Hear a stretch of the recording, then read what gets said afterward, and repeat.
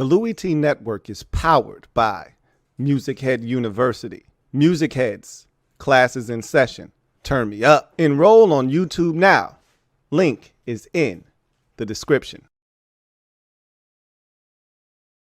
Who else could it be? Me, your man, Louie T. Welcome to the Command Post Live. You know what it is. Post up. Take command. I, of course, am your Commander-in-Chief, Louie T. Thank you for joining me. Good morning. That's not something we say often on this program, but it is a Wednesday morning here on the East Coast. And lots to get to. And I wanted to jump on early, kind of get ahead of the traffic that may enter into your consciousness a little bit later on in the day. I don't think anything is going to happen. I've been saying Wednesday was the target day for an announcement for the head coaching hire here. I don't think something's going to happen. I do still think it's going to be this week, however. And my guess is tomorrow. Like Friday seems like a dump day. I don't think this is something you want to dump.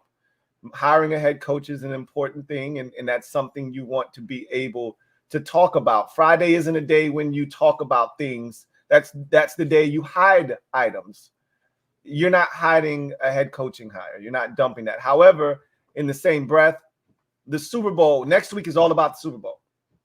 Next week is all about Super Bowl 58. Next week is all about Vegas. It's all about the glitz, the glamour, Radio Row, 49ers, Chiefs. The NFL doesn't want anybody impeding on that, stepping on the toes of the Super Bowl. So I'm pretty sure they've told these teams either you get it done this week or you wait until after the Super Bowl. Now, again, that doesn't necessarily mean that's what's going to take place.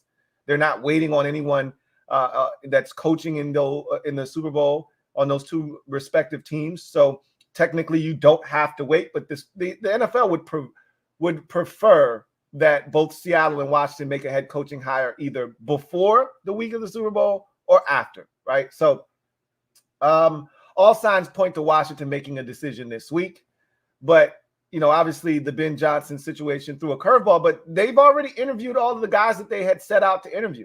Johnson was supposed to be one of them. So nothing has really changed in that regard. Now, it would be different if Johnson, you know, essentially scorning Washington and turning them back was detrimental to their search to the point where they didn't love any of the other candidates, were expecting Johnson to be the guy.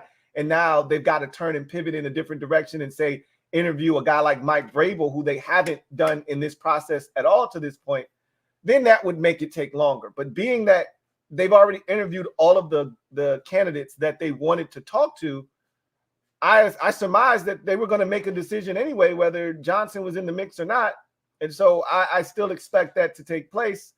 And so we'll see what happens if they have to interview a candidate once more. Speaking of which, let's get you caught up and abreast of all the happenings of the last 24 hours. It's been a whirlwind if you are a fan of this team. And even before we get to that, right, I do want to bring this up. Has anybody been paying attention to the Senior Bowl? I damn sure have not.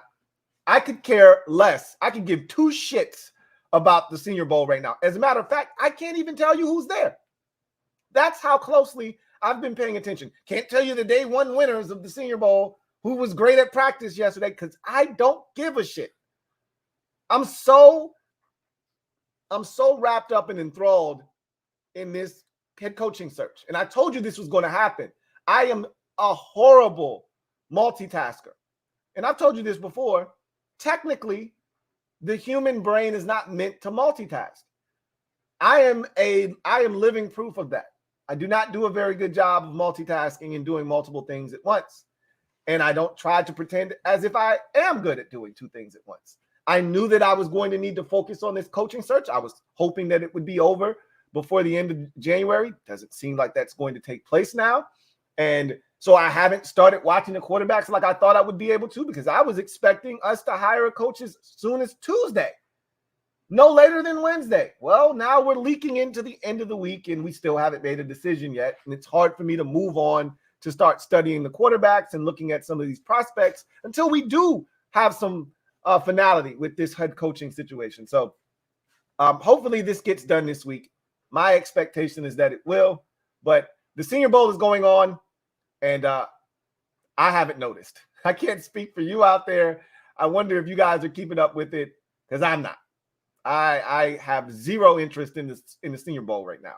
Can't tell you who's having a good week, who measured out at what size, height, weight, whatever. Don't care right now. Farthest from my it's the furthest thing from my mind right now. The Senior Bowl is, but I digress. Let's get to some of the happenings of the last 24 hours and talk about the impact and the ramifications of some of the things that have transpired. So let's start first with Albert Breer's tweet yesterday. Not that long after, very shortly after, as a matter of fact. We were live yesterday discussing the whole fallout from the Ben Johnson decision, really kind of picking that apart and then talking about what was next for Washington. A lot of people really started to turn their attention to Bobby Slowick. I didn't. And I told you that I expect Quinn to be a much more sought after candidate in Washington's eyes than that of Bobby Slowick, because I just don't think he was ready to be an offensive coordinator. And that's why my focus, if you've watched my coverage of this head coaching search for Washington, it's really centered around McDonald. Ben Johnson was out in front by a mile, but McDonald, Quinn, and some of the other coaches not really focusing in on Slowick as much, because I told you guys he had 1 year of success. And while that's great, 1 year of success doesn't make you a great head coaching candidate. Normally, you need to see a body of work. There needs to be at least 2 years of success for someone to feel very confident that you are the guy. Now, you can expedite that process by being a tremendous leader, right? Having the ability to go in and captivate a room and wow people with your, aura and the way that you carry yourself and being overly prepared. There's ways to offset the lack of experience, but I don't think that was Bobby Slowick, right? And I don't think he was ready. He never struck me as a candidate that was ready. He took those interviews to prepare himself for the future, but he never struck me as a guy that was really in the running here. And I think it speaks volumes that nobody else gave this guy an opportunity. The Titans could have given Bobby Slowick their job. They went in a different direction with a guy that has experience in Brian Callahan, right? So Albert Breer tweeted out, Texans OC Bobby Slowick has agreed to a new deal in Houston within the past few days, one that includes a significant raise per sources. Slowick impressed multiple NFL clubs through the interview process, but he's sticking in Houston. He'll be a hot name in 2025. So that makes a ton of sense for the Texans. It makes a ton of sense for Bobby Slowick. And I didn't think he was coming here. And that's why when a lot of people said, well, it's either Slowick or McDonald, now I was like, yeah, I don't see it. Slowick. I don't see him. I told you it's either Quinn, McDonald, Weaver, or Glenn. Like, those are the guys that are really in the mix. I don't see an offensive guy coming here now, which is a shame. But that's where we are in the process at this point. So Slowick, to me, had a hell of a season, did wonders for that Texans offense, did a magnificent job with C.J. Stroud. Now he's got to prove that last year wasn't a fluke. And I don't think it was, but he's got to go out and prove it again this year. And I just wanted to take that tweet and the significant raise portion to illustrate what I was referring to yesterday, that if it was about money with Ben Johnson, the Lions would have done the same thing. They would have struck a new deal with him that would have given him new money, that would have given him a reason to stay in Detroit. He could have leveraged the interest from Seattle and Washington against Detroit in order to get a new deal with new money, which would have given him the pay raise that he might have been looking for. No such thing has been reported, and not to say that here in the coming days, something like that won't be reported, but right now, nothing seems to be pointing in the direction of the Lions upgrading his pay in Detroit. But I've seen this done many times, which is why I can speak so candidly about, if it's about money. Another case in point in New England, 2 years, last year, as a matter of fact, Gerard Mayo was like, yo, I'm ready to be a head coach. And he was preparing himself to go out on the market and test things. And New England was like, yo, wait. Look, we already told you you're the coach in waiting, right? This job is yours when Belichick moves aside, whether he wants to or not. If he didn't get it done this year, we coming to you, bro. Tell you what, we gonna give you some new money, right? We're not gonna give you no new title, but we gonna give you some new money. Just a little bit of money to make you more comfortable with the idea of staying here. And if Belichick doesn't get it done this year, we coming to you, bro. That's generally how that goes, right? Now, that was a little bit of a different situation because he was the head coach in waiting. That's not what Ben Johnson is in Detroit. However, if you want to keep a guy around and give him some incentive, money is the way to do that. And they didn't do that in Detroit. But didn't think Slowick was coming here. If they loved Slowick, they could have made a move on Slowick already. Again, I've already reiterated these points, so that's not new news to you. So he's out of the mix here in Washington. Didn't think he was coming here anyway. John Keim. Why one of the reasons I love John Keim is he says things in passing as if they're not significant, right? Kind of matter-of-fact-ish. So he had a tweet this morning that was kind of matter-of-fact-ish. Like, I could imagine John Keim in one of his podcast episodes saying this as like a throwaway line and not really emphasizing it and talking about it for 2 to 3 minutes, but kind of saying it, passing by, and not even thinking about it twice. So he tweeted this out. Martin Mayhew will be at the Senior Bowl, headed there with Adam Peters and other scouts. Eric Stokes already there. Mayhew is expected to remain with Washington, though the title remains uncertain. The team has not yet made any formal announcement about his role. Then he continues on in a separate tweet. Mayhew worked with Peters in San Francisco until he came to Washington in 2021. And I told you guys, and I know there's a lot made of when I get things wrong, but as I've told you numerous times, I'm more right than I'm wrong. Okay. And of course, those who don't watch my channel and only see when I say things on the Super Friends are going to think that I'm wrong all the time, which is fine. I don't care what they think. I only care about what you think. And you guys know, like I'm more right than I am wrong. Now, I'm loud and wrong sometimes, and that pisses people off, even within the fan base, but I'm right more than I'm wrong. And I told you guys, I said, I'll bet you any amount of money, right? When you go back 3 weeks ago, a month ago, when I told you this, I bet you any amount of money that if Adam Peters is the new GM, Martin Mayhew will remain here because they're boys, and this is a boys club in the NFL. And you don't fire your guy if you don't have to, right? Mayhew, and I told you, I listened to a bunch of Adam Peters interviews in San Francisco where he talked very glowingly about Martin Mayhew and his impact and how a great colleague he was, how great of a colleague he was. And I said, okay, that guy's going to be here. And so I'm not shocked that he's going to remain on this staff. Nothing really formal has been announced by the team because it's been one process after another, kind of back to back to back. Things haven't slowed down enough for them to be able to make some decisions on what they're going to do. I think we're going to see a lot of that transpire after this head coaching hire and then the Senior Bowl takes place. Then you can kind of exhale, for a second, catch yourself, get your bearings, prepare yourself for the start of the new league year in March, and then you can start to set everything in motion, put the staff together, set the front office, and give everybody their proper titles, get rid of any dead weight that exists, move on from guys that were here still from last year that were holdovers because you didn't know what the next coach was going to want to do. Now you can start to move on from guys like Eric Bieniemy, and some of the, positional coaches and et cetera, et cetera. We'll see what the next staff does when they come in here. I am truly terrified at the prospects of Eric Bieniemy being back. I shudder to think at what that would look like. To me, it is a disaster in the making. I'll say this. it's going to be a very hard sell to the fan base if you bring Eric Bieniemy back with any of these defensive hires as your head coach. It'll be a hard sell. It'll be a lot less of a tough sell if it's Mike McDonald that's your head coach, and you bring back Eric Bieniemy as your offensive coordinator.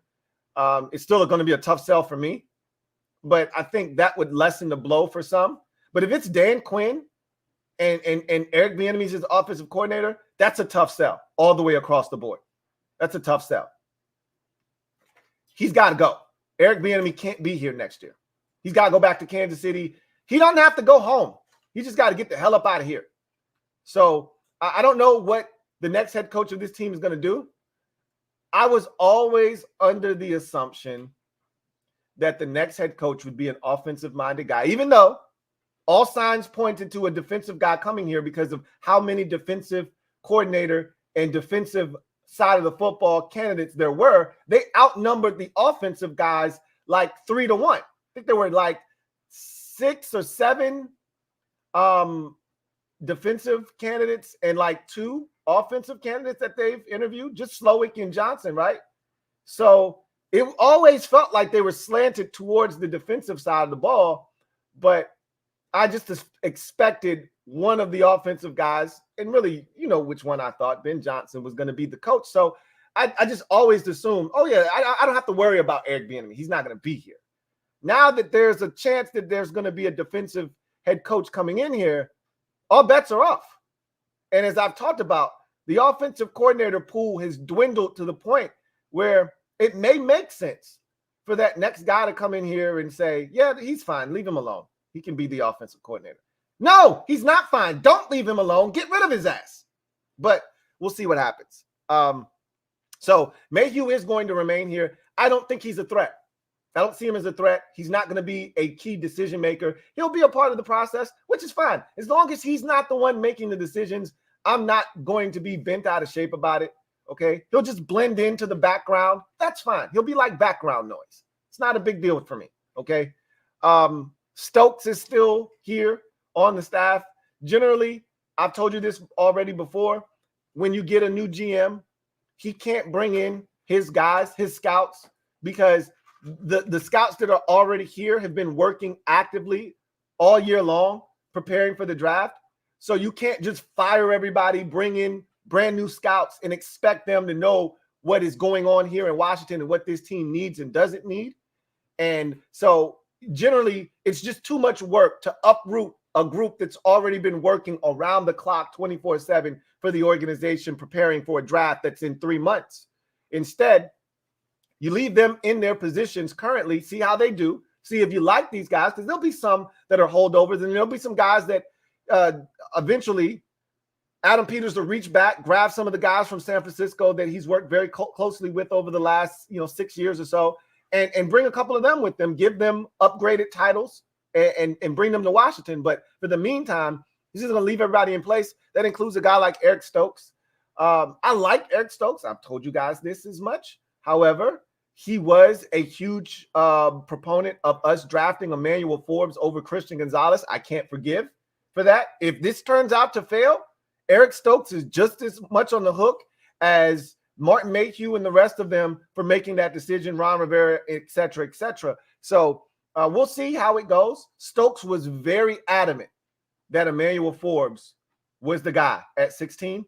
And if that turns out to not be the case, then he's a part of the blame, and I can't get over that. You can't whiff in the first round when all of the options that you need to be on the board at the time of your selection are there, and you choose the wrong one. It's one thing when the options have been removed and you've been forced into a corner and you have to make a decision, and you made the best decision that you thought was there at the time. Fine.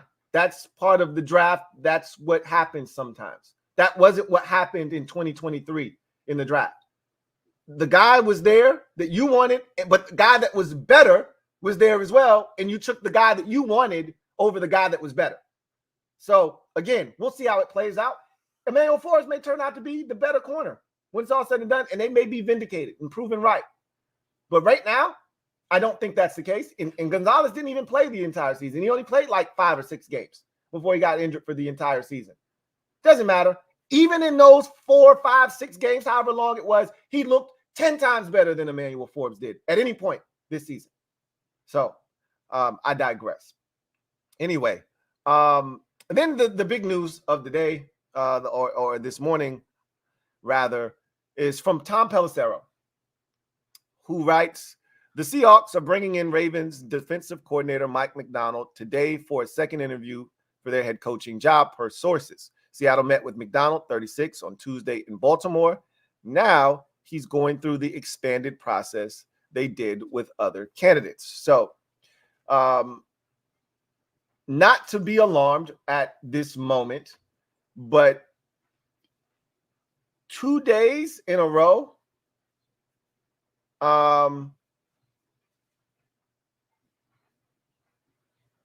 is a little bit red flaggish. Like, uh-oh, bells and whistles, right? Alarms are kind of going off. 2 days in a row. I get they're making up for lost time. And as I mentioned, I think the NFL has made it abundantly clear to these teams, we'd like you to wrap up your coaching search this week at some point. We don't want this leaking into next week when it should be all about the Super Bowl.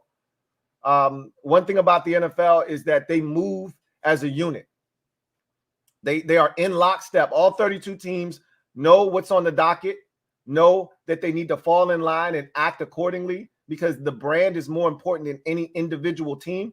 It's always about the shield. And what is the most important thing next week is the Super Bowl. We don't want anybody or any organization stepping on the toes of the Super Bowl. So if you can get it done this week, please get it done this week. All right. Again, not mandatory that you get it done this week, but we're strongly advising you to get it done this week. So you see them expediting the process. 2 in a row is pretty nasty work. I'm not saying, I'm just saying it doesn't look good for the good guys. If you are in the Mike McDonald camp, him meeting with the Seahawks twice doesn't bode well for us. And I will say this, I told you yesterday, if I'm Mike McDonald and you ask me which of the 2 jobs is a better situation for me right now as constituted, I'm going to Seattle. Again, my perspective on our job being the best in the offseason this year stands for the Chargers job, again, because they had an established quarterback that you could win a Super Bowl with, that's on that superstar path in Justin Herbert. Stands for the Chargers. Our job was the best. I felt that way when this process started. I still feel that way, but I always was under the assumption, and I was always talking about it from the lens of an offensive-minded guy coming here and taking the job. Clearly, that isn't going to be the case now. So things have changed drastically from that standpoint. If you're a defensive-minded guy and you're picking between Washington and Seattle, I think Seattle is the opportunity that gives you the best chance to win right away. It's the better offensive football team, and that's not the side of the football that you're coming in and really looking to manage if you're a defensive-minded guy. So you'll feel really more comfortable, a lot more comfortable with bringing in an offensive coordinator and saying, here's what you have to work with, find a way to get it done. And let me worry about the defensive side of football, which may not be up to speed and up to par with the offensive side. But I know I'm confident that's where the ego and the that we talk about this all the time, that level of confidence, we call it athletic arrogance. That's where that kind of comes into play from a coach's standpoint, that arrogance where you go, it's me. I can fix this. I, Mike McDonald, can go into Seattle, take the parts that they have currently and turn this into a successful outfit. You got Devon Witherspoon, you got Jamal Adams, you got Bobby Wagner, you got Jordan Brooks, you got the defensive tackle that Leonard Williams, Boye Mafe. It's plenty of talent there. You got enough stuff to work with here. I got it. I can fix this. I can turn this into a top-notch unit. You just make sure that you take DK Metcalf and Jackson Smith and Jigba and Tyler Lockett, Noah Fant, and Kenneth Walker III, and all of these talented football, you just make sure you get that offense to play up to par. I'll handle the defense. That's a much better situation than going into Washington where a lot of shit has to be done. And you know what I was thinking about yesterday? Switching gears, because I've already talked about that the Seattle job is probably more appealing for a guy like Ben Johnson, who was literally 1 quarter away from going to the Super Bowl. He wants to win. Seattle represents winning now versus Washington, where you're probably delaying winning for another 2 to 3 years. That said, you know what I was thinking about yesterday? Ben Johnson not coming here, not even taking the interview with Washington, going back to Detroit. And again, it's not that he just, turned his back on Washington. He turned his back on Seattle as well. But it was us that was reported to be the team that was the front runner for his services. So it's really us. You know what I think it also speaks to? Because Mark Schlereth, and it reminds me of the Cat Williams situation when he had the interview on Club Shay Shay and he set off a media firestorm and everybody had something to say. And then people started coming out of the woodworks. When something big happens, people love to piggyback. People love to have something to say, to add their 2 cents in, or to say, hey, well, I got a story to tell that kind of aligns itself with what he was talking about. And so, that was a big story yesterday. Ben Johnson going back to Detroit. That was massive. It kind of sent shockwaves through the NFL. And so you had a bunch of people coming out and talking, and Mark Schlereth was one of them. And he had a story that he said that, he had talked to Ben Johnson during the season. He does games for Fox. And so, you interview the coaches when you sit down and kind of prepare for the game that you're calling. And said he talked to him earlier this season, and Ben Johnson told him that the only team he would leave Detroit for was Los Angeles, to go be with the Chargers and coach Justin Herbert. Don't know if that's true or not. I take him at face value. If he says that that's what he told him, that's what he told him, right? I don't know if that's true or not, but it is what it is. I don't blame him for that. I say that to say this, though. If Ben Johnson loved the pool of quarterbacks coming into the league out of the draft, don't you think he takes this job or is more incentivized to take this job? By him not taking this job, does that not say, like, again, I'm all about drawing inferences. I can't confirm nor deny what I'm about to say. That's what we do here, though. It's part of the reason you love me, all right? What does that say about this crop of quarterbacks coming out? That he decided, I'm good. I'll go back to working with Jared Goff. Yeah, they were knocking on the door of the Super Bowl, right? They were literally on the doorstep. They were up 17 points at halftime. They blew a big lead. They probably should be playing in Super Bowl 58, but they're not. But if he really thought that the quarterbacks coming out could perform in his system, could be quarterbacks that he could mold and shape, and he loved their skill set coming out, don't you think he would go to Washington? Again, I always feel like it's easier to take a young quarterback and mold him into what you want him to be versus going to a veteran who's already stuck in his ways and having to rewire the way that he plays, thinks, and performs. I always just think it's easier to take a young guy who's very moldable and make him into the image of what you want him to be. I think it speaks volumes. And I do think him going back to Detroit is partly because he didn't love the quarterbacks that were going to be at his disposal here at number 2 overall. I honestly believe that. All of them have faults. None of them are perfect. No prospect is perfect. Andrew Luck wasn't perfect. Joe Burrow wasn't perfect coming out. Those are the 2 best quarterbacks that I've evaluated in my time as a guy that really looked at the draft and looked at these prospects going back to 2012. Those are the two best quarterbacks that I've seen coming from college to the NFL ranks. And so they weren't perfect prospects either. So I don't expect a college quarterback to come from the collegiate ranks to the NFL being a pristine, finished, final product. However, you like the traits to be the kind of traits that you can see yourself molding and transitioning well into upper echelon NFL passers. Maybe he didn't see that with any of the three guys, including Caleb Williams, right? So I thought about that last night. I think that's a little food for thought too. Again, me going into that process, I'm going to go in with an open mind. I haven't looked at any of the prospects, but that's just another thing to consider. And I've heard a lot of people from a lot of different backgrounds talk about all three of these prospects. And I can tell you this going in, and I don't think it's going to change after I'm done. Caleb Williams is going to be the number one prospect. I don't see either of the two other quarterbacks, Drake May or Jaden Daniels, overtaking him in this process. The question is, who's the second best quarterback in my eyes? And we'll see.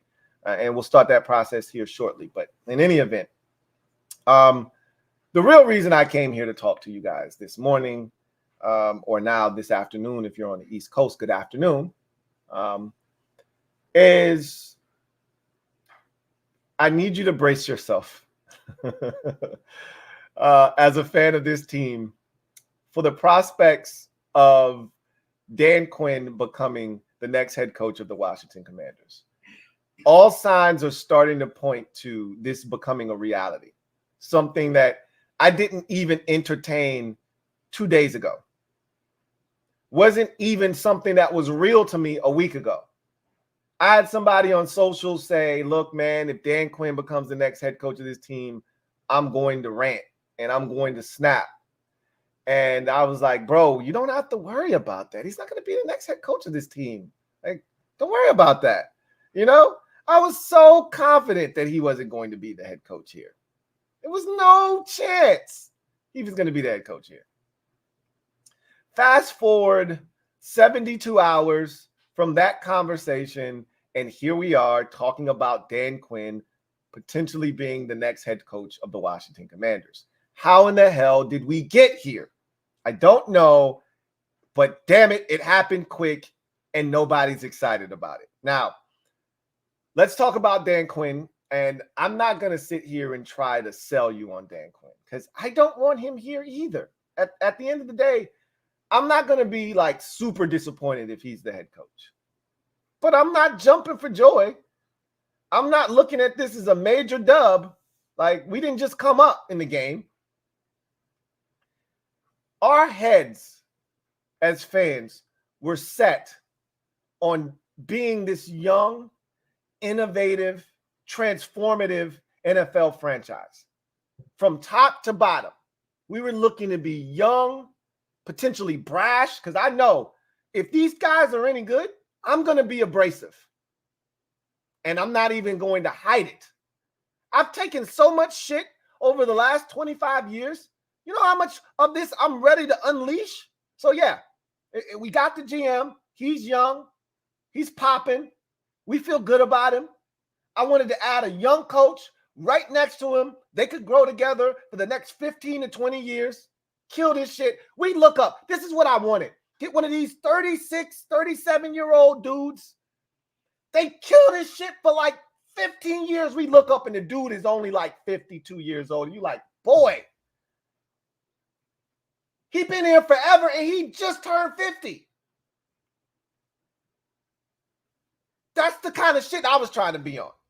I don't want one of these dudes that's 55 and in 10 years he's 65. You're like, man, we got an old ass head coach.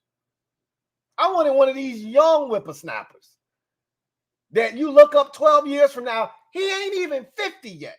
He in his mid-40s. You're like, damn. Like Sean McVay. You know, he ain't been there super long, but he's been there about, 6 years or so?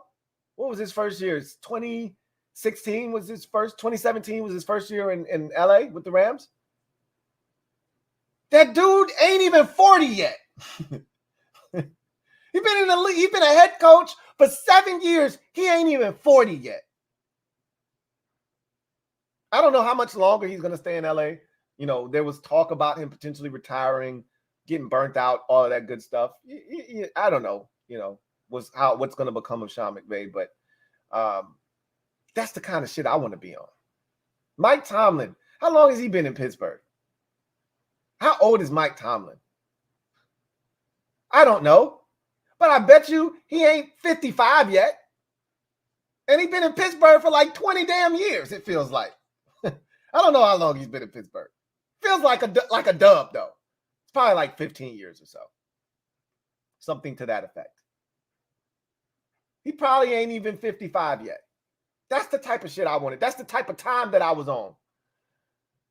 Doesn't look like it's going to happen. That's disappointing. That's what I was looking forward to. But,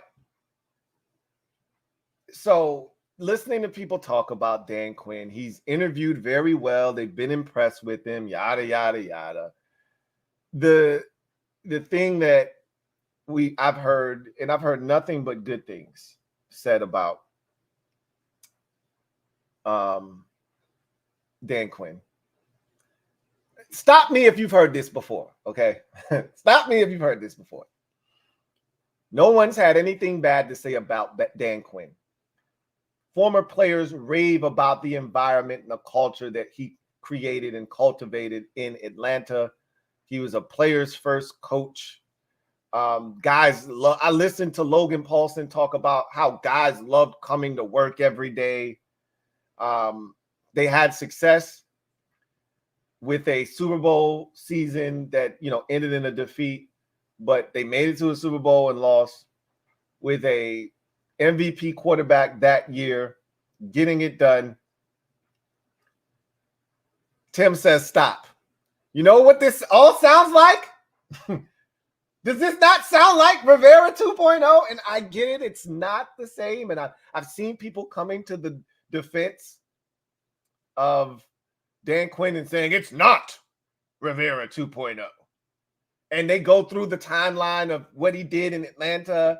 And look, I know it's different, but it ain't different. It's the same shit we heard about Rivera when we got him. He's a great guy. And players love him. And he can build a wonderful staff here. And he made it to a Super Bowl. And he had an MVP quarterback. Yada, yada, yada. We heard all of this shit before. Nobody cares. Because at the end of the day, Dan Quinn represents retread. And we didn't think we were going down that path this offseason. We thought everything was going to be new.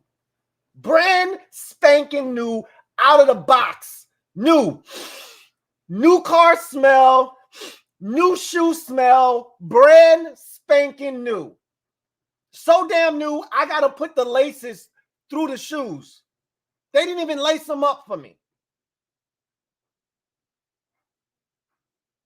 We thought it was going to be new. Everything was going to be new.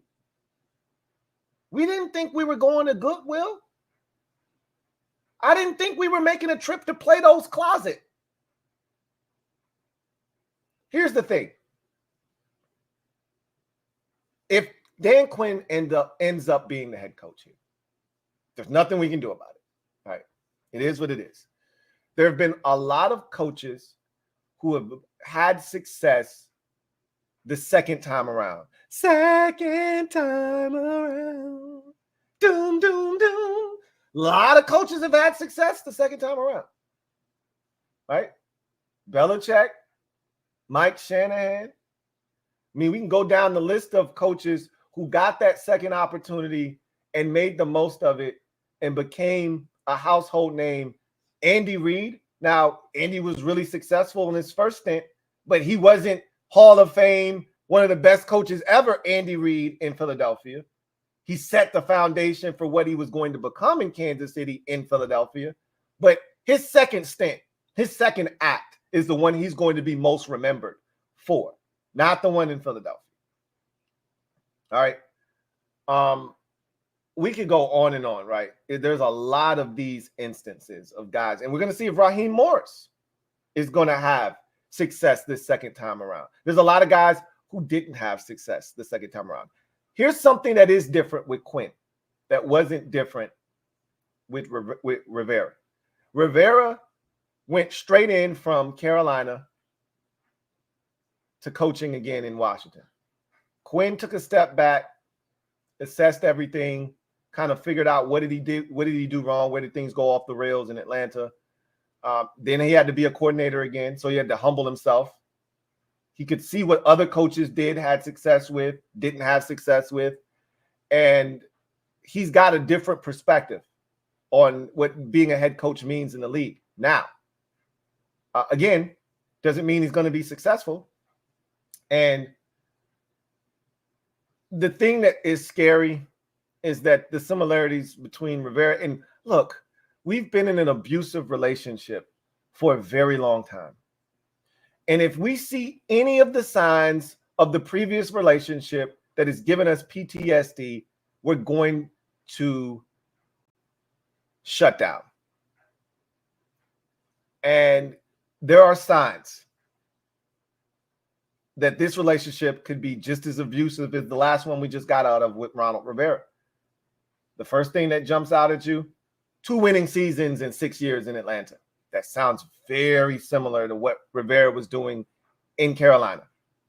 We ran through a lot of red lights and stop signs with Rivera because we didn't think we could get a coach like that. That's not where we are this time around. That's not where our head is. Dan isn't the owner here anymore. Bruce Allen isn't still here, even though he got fired immediately upon Ron arriving here. But this isn't what it was when Ronald took over as the next head coach of the Washington, then Redskins. We were desperate and we were excited to get a guy the caliber of Ron Rivera because we didn't think we were going to be able to do that. It's not where we are mentally right now. We're in a different headspace. But I'm just warning you, Dan Quinn looks to be the lead dog in this search. Now, don't rule out Anthony Weaver. I've made it abundantly clear to you that Josh Harris is very smitten with the way the Ravens do things. And, I don't know. And this is the thing about Anthony Weaver that is such a mystery. We don't know this guy. I know his playing career. I remember him as a defensive lineman in the NFL. I have no idea what his coaching style is about. I have no idea what he represents, what he stands for. Nothing. Doesn't mean he won't make a fine NFL head coach. Just means we have nothing to go off of. We can't discount him because we don't know him. But it's easy to be able to say, hard for them to believe in what this guy's selling if they don't have any tangible proof that he brings any real qualities here to the job other than potentially being a rah-rah guy. Again, you could say the same thing about a Dan Quinn or a Dan Campbell in Detroit. I mean, he's not really an offensive play caller. He's not a defensive guy. He's an offensive guy. He's a former NFL tight end. But at least you got to see Dan Campbell in action as an interim head coach before. We saw that in Miami. Again, similar to Antonio Pierce moving from inside linebackers coach to they got to sample it. Oh, that's a cup of ice cream. Let me try that. Oh, this is delicious. I think I'll buy some. They got to see what Dan Quinn could be, or Dan Campbell, excuse me. There is something we can go off of with Dan Quinn. There's nothing to go off of with Anthony Weaver. Aaron Glenn never felt like a real candidate here, but I will say this. I've heard from now 2 different sources within the Detroit Lions organization that the 2 alphas, and I said I feel even more confident about saying this now. I said this not knowing this information. Now, having this information, I feel even better about what I said. But I said yesterday that Ben Johnson's a beta. That's why he didn't take a job. He's a beta. It's hard to pass up an opportunity to be an NFL head coach, not once, but twice. He's done it now each of the last 2 years. And if you're not ready, you're not ready. And I'd much rather you do what he did than take a job, not be ready, flame out, and now what, right? But I've heard from now 2 different sources, 2 different outlets have said this. Dan Campbell was the ultimate alpha in that building, which we've seen. We watched Hard Knocks. We understand what he brings to the table. But then Aaron Glenn was the second leading voice behind his. He was the next alpha in the room. Ben Johnson was more of a cerebral guy, head down, hard at work, that type of person, not more of the rah-rah guy. He can get his message across. He communicates well. But again, to say that he was a leader of men, to be able to captivate a room, not sure if he was able to do that. Maybe Aaron Glenn's ability to do that is something that, remember, they talked about, let me specifically say, Adam Peters talked about wanting a leader. Not necessarily offensive, defensive, but wanting the best leader. We'll see if Anthony Weaver or Aaron Glenn fits that profile of what they're looking for more so than a Dan Quinn. We've heard that Dan Quinn's a leader. We heard that Ronald Rivera was a leader of men. We heard that Dan Quinn's a great coach. He's a player guy. He creates an atmosphere that's fun to work in, creates a great culture. We heard those same things about Ronald Rivera. We heard that he can assemble a great staff. I went and looked back at his staffs that he had in Atlanta. And they were solid staffs, but to me, the reason those staffs were any good is because of Kyle Shanahan. Yeah, Matt LaFleur was on his staff and Mike McDonald or Mike McDaniel was on his staff. Those guys were only there because of Kyle. When Kyle left, he didn't have shit. The only other guy you can point to and say he had some chops was Raheem Morris. Let's not act like he had this all-world staff. A lot of those dudes were there because of Kyle Shanahan. Now, here's another reason that I think Dan Quinn is probably going to be the leader in the clubhouse. Adam Peters has a very close, as you would imagine, relationship with Kyle Shanahan. Kyle Shanahan has a very close relationship with Dan Quinn, speaks very highly of him, gave him a massive opportunity in Atlanta. They almost won a Super Bowl together. That's what prompted him to finally get his opportunity to be a head coach in the NFL with the San Francisco 49ers. And so he definitely has nothing but the utmost respect for Dan Quinn. And I'm pretty sure Adam Peters has reached out to Kyle Shanahan and he's probably told him, hey, you can't hire a more deserving, hardworking, good leader than Dan Quinn. Adam Peters is going to take that into consideration.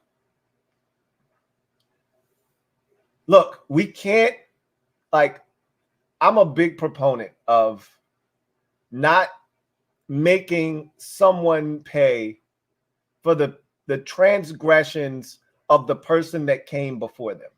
If you've ever been in a relationship with someone and the person before did you wrong, or the 2 people before that person did you wrong, you can't take the emotional baggage that you have from those previous relationships and dump it on the next person, even if some of the signs early on point to it being that way. If you think you're getting into another toxic relationship, then don't. right? There is no evidence that Dan Quinn is going to be Ron Rivera 2.0. Now, if we just look at his previous track record as a head coach, you'd say bullshit. Bullshit. I'm calling your bluff on this one. I've got all the ammunition I need to think that he's Ronald Rivera 2.0.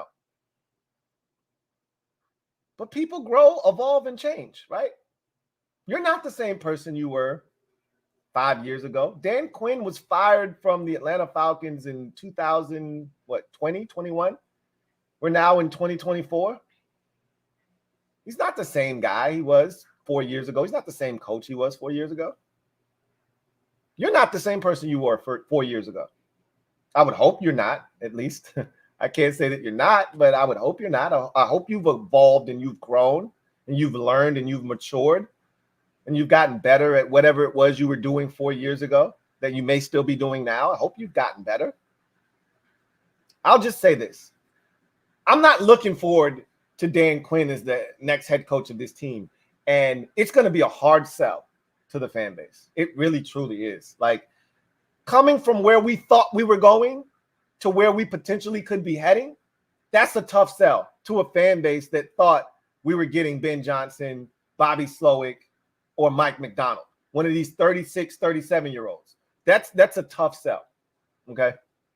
To then transition to the 52-year-old Dan Quinn, 48, whatever age he is, head coach, and knowing that his past track record doesn't, get you excited. His last 3 years in Atlanta were 7-9, 7-9. Does that sound familiar to you? Right? And then 0-5 to start and got fired, 6 games into his last season in Atlanta. Like, that's a hard sell to a fan base that just came out of a 7-9, 7-10, 8-1, and then 3-14 relationship with a coach. It's hard to sell us on a dude that his last 3 years at his last stop was 7-9, 7-9, and then 0-5. That's a tough sell. There ain't no ifs, ands, or buts about it. So, yeah, I get it. But I'll just leave you with this, and then we'll get to the comment section. Sometimes the thing you don't want the most is the thing you need the most. I need not go any further back than last year. We were excited about Eric Bieniemy coming here. Head over heels excited. Eating up every single word of what this man was saying when he got here. We couldn't have been more excited than when they hired Eric Bieniemy as the offensive coordinator here last year. I fell for it, hook, line, and sinker. I got. No two ways about it. I was excited when we got Ron Rivera. How'd that work out for us? So it's not about the amount of excitement that is generated amongst the fan base. That's not what's important here. What's important is that they get it right. Just like the number 2 overall pick. You may not like the player that they select. You may not like the decision that they make. The only thing that matters is that they get it right. Not that you like it, not that we like it, but that they get it right. And maybe Dan Quinn isn't what we all want, but you know what? Maybe he's exactly what we need. I don't know if that's going to be the case. Again, that's going to be a tough sell, okay?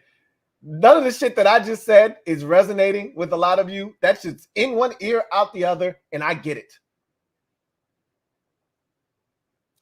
But I came here today to ask you to brace yourself. More likely than not, if there were Vegas odds on this, and there probably are, I'd say the next head coach of the Washington Commanders is probably going to be former Dallas Cowboys defensive coordinator, former Seattle Seahawks defensive coordinator, former Atlanta Falcons head coach, Dan Quinn. Get ready. Ready or not, here he comes. You can't hide. Dan's gonna find you. We get rid of one Dan and we enter a relationship with another one. I hope I'm wrong for all of our sakes, but I've already wrapped my brain around the prospects of Dan Quinn becoming the next head coach of the Washington Commanders. So we'll see, right? It takes a lot of the luster and the shine off of the offseason now, doesn't it? Now, it doesn't change the way that I feel about Adam Peters and the direction of this program and what we're capable of. But it does take a little bit of the luster and the shine off, you know? It does take a little bit of that excitement away if he's the head coach. It doesn't change the fact that we could be heading in the right direction. I still think we are, regardless of the head coaching hire, we're heading in the right direction because of Adam Peters' presence here. I think we're going in the right direction. What I don't want to see, and look, I can't control how people feel about decisions that are being made. What I really would like to see this fan base refrain from is allowing this hire to be representative of what Adam Peters as the general manager is all about. You can't take this hire and say, well, this is Adam Peters doing, because this probably wasn't the guy that he wanted. This wasn't his first choice. And it's not like we lost out to another team. The guy that we wanted simply said, I don't want you. What are you going to do? I don't want you. I don't want anybody else. Don't take it personal. But we are taking it personal. But Adam Peters can make a hire here that isn't popular, and it could end up being the wrong decision. It could be the wrong hire, but he could still be a hell of a talent evaluator and still do a hell of a job getting talent in here. I've already told you, Nick Caserio, the Texans general manager, hired and fired 2 coaches in his first 2 years before hiring DeMeco Ryans in his 3rd year. So literally, he hired and fired coaches each of his first 2 years, and then hired a 3rd coach in his 3rd year and finally hit the jackpot. I'm not insinuating that that's what we should do here. That is a nasty way to live. That's a disgusting way to conduct business.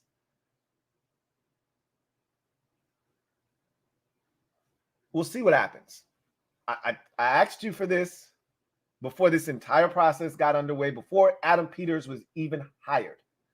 I said, I'm preaching P&P, patience and perseverance. This is one of those times where you got to persevere as a fan.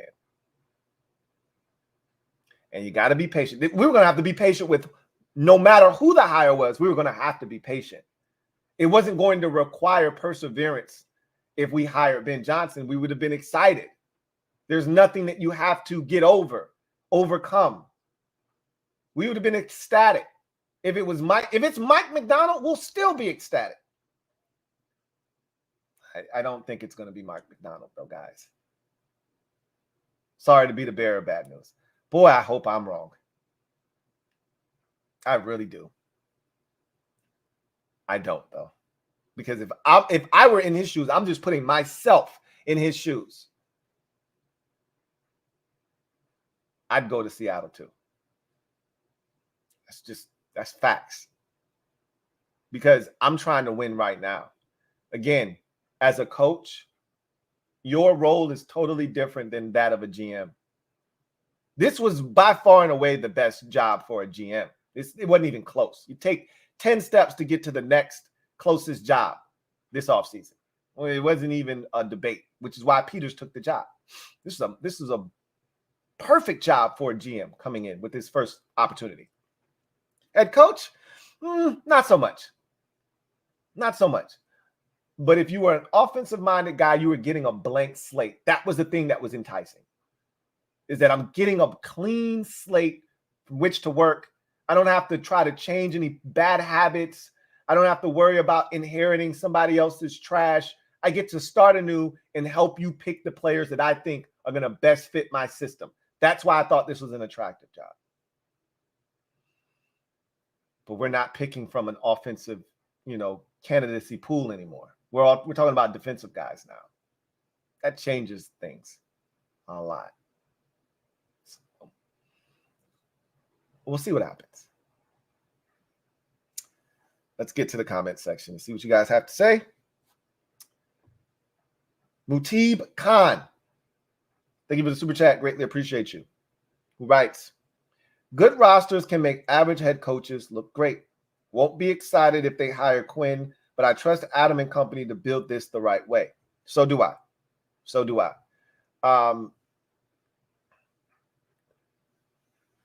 Generally, unless you have top notch at every level, you're going to experience some form of bottlenecking, right? Average NFL rosters don't win the Super Bowl. That doesn't take place. Average coached teams generally don't win the Super Bowl. You can get to one because one or two guys can have stellar seasons, i.e. Ronald Rivera in 2015 with the Carolina Panthers. That was an average NFL roster. He was throwing a ball to Ted Ginn Jr. and what's the guy? I can't think of the other little small quick receiver's name. He was throwing the ball to guys that you would never want as your lead receivers. That wasn't a super talented roster, but they had some guys play at a very high level. They hit that inside straight, and it was just one of those seasons. Generally, but they didn't win it, right? They got there, but they didn't win it. Generally, if you don't have all of the requisite parts and them being at the same level, you need high-level coaching, high-level talent evaluation, and high-level talent. If your GM sucks, then more likely than not, your roster is going to suck. If your GM's really good, then that means your roster's pretty good. But if the coach isn't great, then there's only so much, not just the head coach, the coaches. We put so much on being a head coach, but really it's the entire staff. Offensive line coach to me is one of the biggest jobs on a staff. As an individual coach coaching a group, your offensive line coach matters.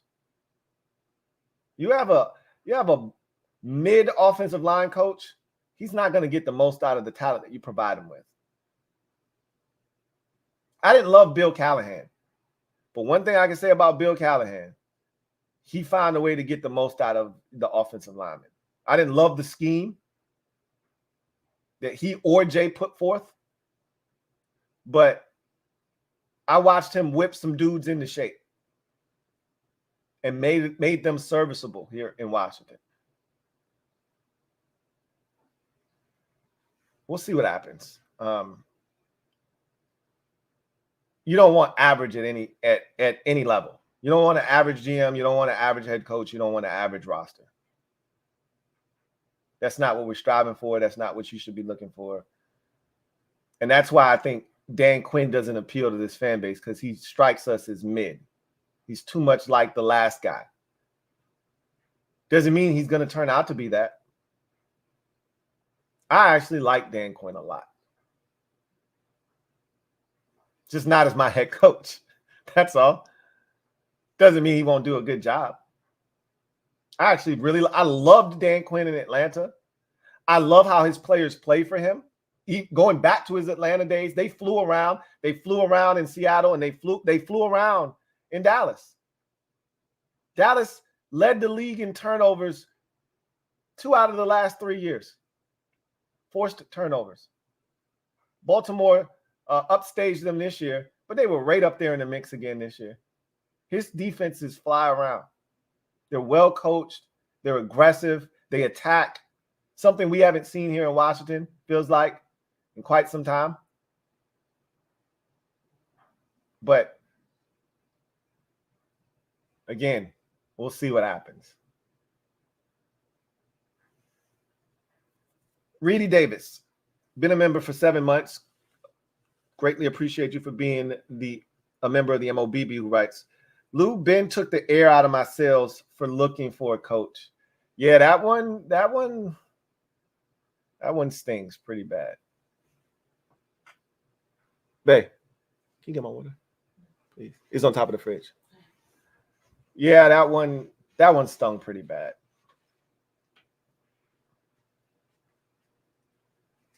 It put us in a position that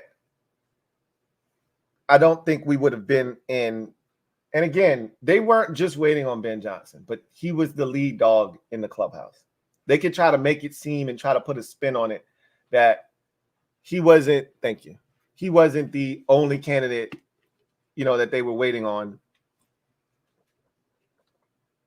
And that he wasn't the only guy. But he was the guy. Well, who are we kidding? And so now you got to regroup. And, that tweet that John Keim had that I read to you, does that mean they've already made a decision? If he says that Adam Peters is heading down to the scene. So they've conducted all of the interviews. If Adam Peters is heading to the Senior Bowl to join the guys that are already there watching in progress, does that mean they're done and they've already made a decision? You would think that Adam Peters would stick around at the park at the building to see this thing through. They might have already made their decision already. I don't know. We'll see. Anyway, it took the wind out of a lot of people's sails, I think. Because had they known that he wasn't interested from the jump, right? When they had that Zoom interview with him, if they would have known then what they know now, would they have waited on Aaron Glenn? Would they have waited on Mike McDonald? Maybe. There's a chance that they might have still waited. But they could have also moved on a guy like, say, Raheem Morris that they really liked. And I heard they really liked Raheem Morris. And again, I don't know if he would have moved the needle here or not. I would have. I don't know if that would have moved the needle or not here in Washington. I don't, but we'll see what happens. That definitely changes the excitement level. I can tell you that from the fan base. I feel it already. My excitement level has definitely went down, but it hasn't changed the way I feel about this offseason. Still an important offseason, still going very well. We still got Adam Peters, which I told you was the most important hire, and you can still nail it at quarterback in the draft. You can still kill it in the draft. You can still kill it in free agency. But the coach you're gonna feel some type of way.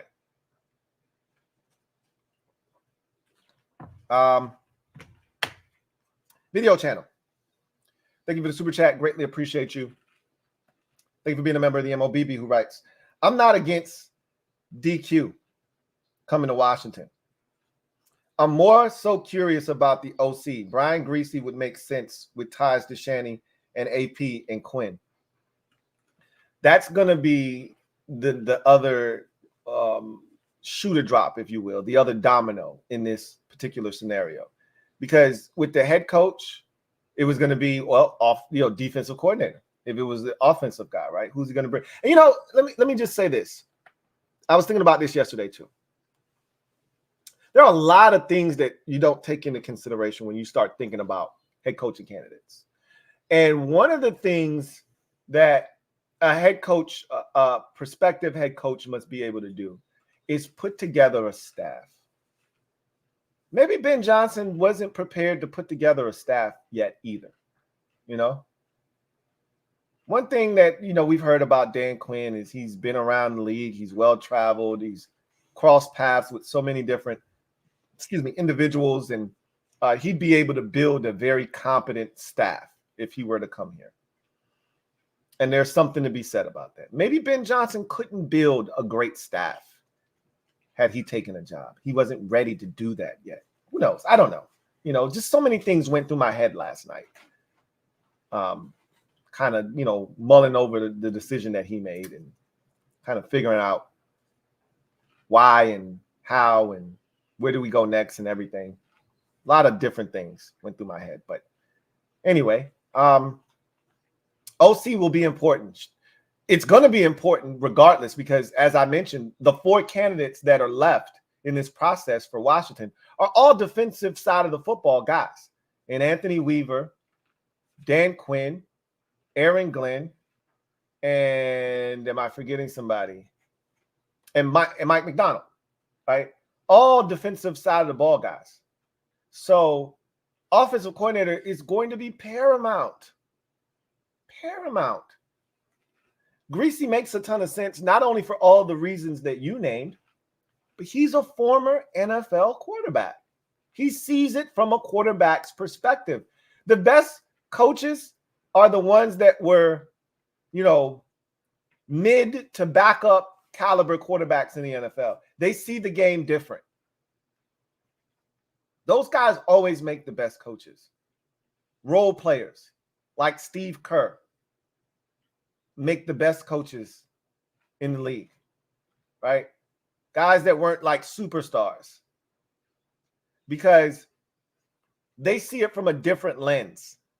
Guys that were superstars, you rarely see them become head coaches. Why? They don't have the patience because they want you to do what they used to be able to do. And everybody isn't built to do those things. You can't expect a guy to be Jerry Rice. You can't expect a guy to be Joe Montana or Tom Brady. You can't expect a guy to be Peyton Manning. That's why you don't see a lot of those guys go into coaching. They don't have the patience for it. But the backup quarterback, the Doug Petersons of the world,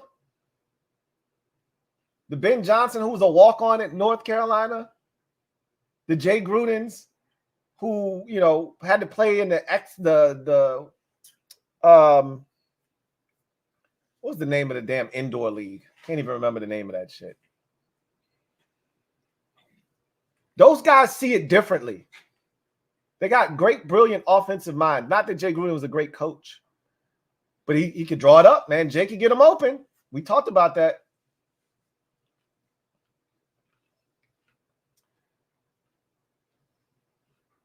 Greasy might be a great hire as an OC. I used to enjoy him on ESPN, probably more than most. Thought he was really good as an analyst, similar to Dan Orlovsky, right? Like, those are the guys that see it. Like, I always loved Chris Cooley. I think that Logan Paulson gets it. Like, guys that see it from a different perspective. Greg Olson is another guy. You can tell former players, those guys get it. They see it. They understand it. They know it. Brian Greasy wouldn't be a bad hire, I don't think. Again, what is his philosophical approach? Has Shanahan rubbed off on him? Would that be the principles that he would bring here? Or does he see it totally different? And would he have a different offensive approach? We don't know. We have no idea. But that's going to be a question that we'll have to, you know, entertain.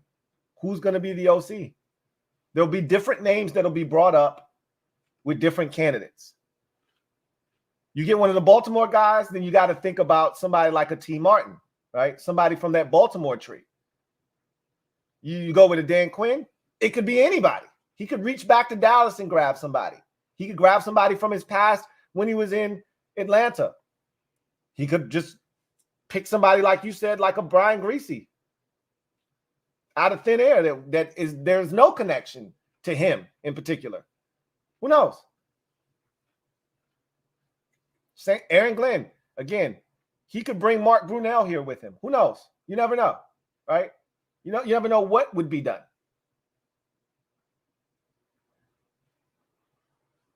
We'll just have to wait and see. Big Money Sonny, thank you for the super chat. Greatly appreciate you. Thank you for being a member of the MOBB. My guy. Big money. Sonny writes, this is like another episode of Lost, Lou. Still stuck on the same damn island no matter how this team moves. Dan Quinn with folded arms shaking my damn head.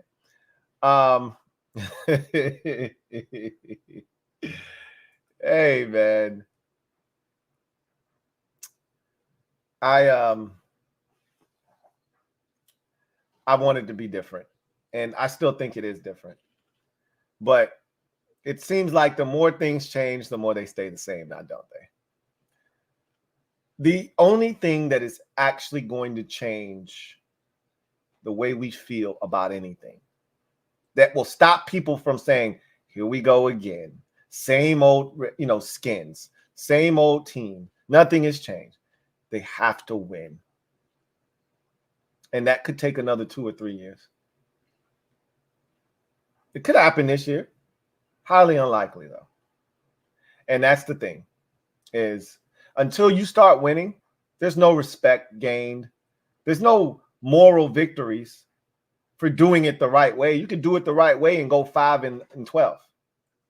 Nobody gives a shit about doing it the right way. Rivera, quote unquote, did it the right way. No, he didn't. We saw it. We lived the day to day, right? We saw the underhanded tactics that were used here when they didn't like shit that was going on. He was no better than Bruce Allen and some of the others that have been here and passed through and left this organization in disarray in certain respects. He was no different in how he carried and conducted himself. There was some low rent shit that he did here. However, you want to change the narrative, just win. That's the simplest way to go about business, is to win. And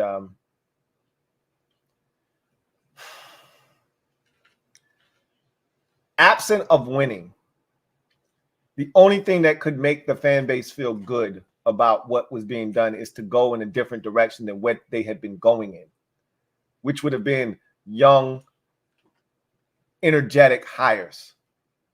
You did it with Peters. You wanted to do it with the head coach.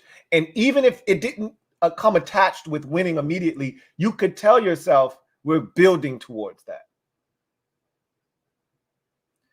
That's a hard sell with Dan Quinn as your head coach. Even though I'll still be, screaming from the rooftops, hey, we got Adam Peters. That's exactly what we're doing. Even if by the time we're ready to do something big, DQ isn't the coach and he's not the man for the job, we're building towards that. Nobody wants to hear that shit, though. That's going to be, it's going to be a tough sell. It's going to be a tough sell to the fan base. Not that it matters. Not that it matters. Because, again, what we want, what we think we want, what we think we need, and what actually is what we need might be two different things.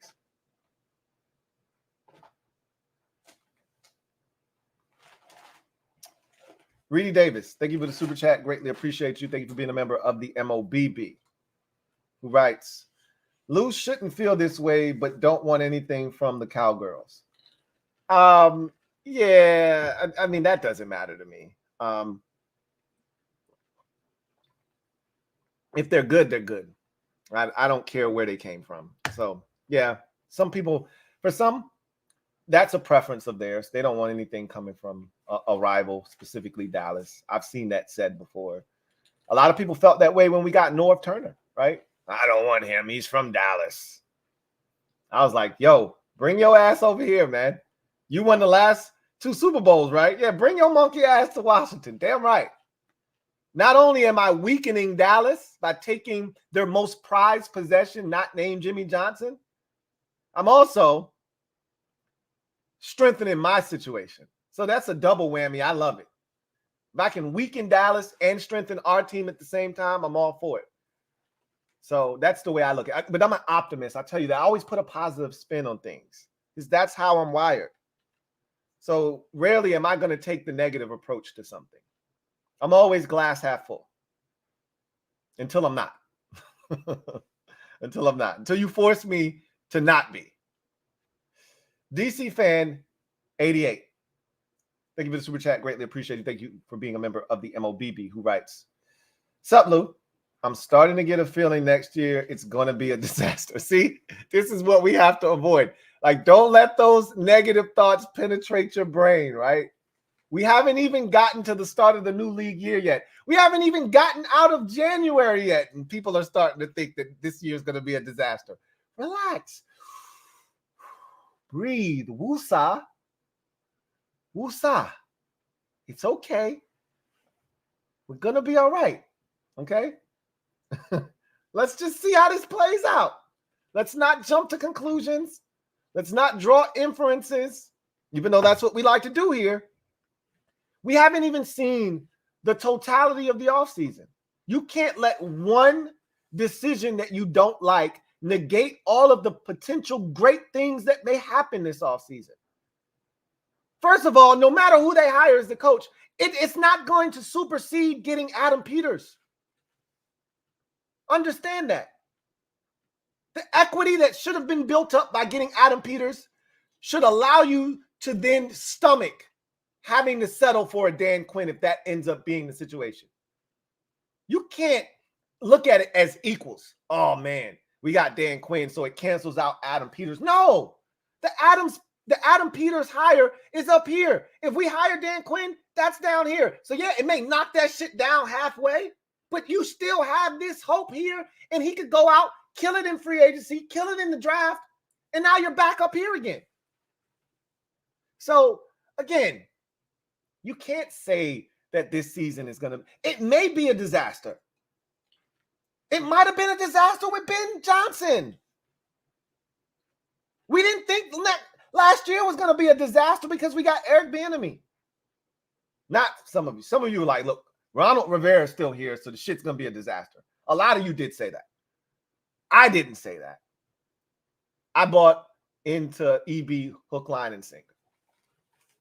So, again, all I'm saying is this offseason is already a success with the hire of Adam Peters. Does this hire, if it's not Mike McDonald, take a little bit of the luster off? Sure it does. I don't even know how I would feel if it's Anthony Weaver or Aaron Glenn. I don't even know how I would feel. Those seem like underwhelming hires to me. But I can't say that I would be upset or disappointed or excited. I don't know how I would feel about those hires. I know how I would feel about Mike McDonald. I know how I would feel about Dan Quinn. And while that would take the luster off if we were to go with Dan Quinn, take a little bit of the luster off of the start to the offseason, it's not going to kill my excitement for what's to come. It's not going to kill my excitement for the start of the new league year and free agency. It's not going to kill my excitement for the draft and what this first iteration of this new regime looks like in the draft. Again, P&P, guys. Patience and perseverance. If this first move is enough to knock the foundation that we've built by getting our new owner and ownership group in Harris, Magic, and Rails, and Ian and company, and now getting Adam Peters, if this move here, hiring the head coach, is enough to knock the foundation down and shake the core of what we've built, then the foundation was shaky to begin with. This isn't a house of cards we're building over here, guys. That's what it used to be. When Dan Snyder was here, it was a house of cards. And every year we would try to rig it so that it would stand up as long as possible. And generally, with Rivera, it'd stand up until about week, 14 or 15, and then the shit would collapse. In 2022, it stood up all the way till week 17, and then it collapsed. In 2023, the shit collapsed probably in week 6 when we lost to the Bears, or 5 when we lost to the Bears. Definitely collapsed in week 7. If it didn't collapse for you in week 5, definitely collapsed in week 7 when we went to the Meadowlands and lost to the Giants. We're building a rock solid foundation, or at least attempting to. You got to give it some time. Dream Team Buddha. Been a member for 16 months. Greatly appreciate you. Who writes, whatever they decide, we gonna ride. I like that. That's where I'm at, right?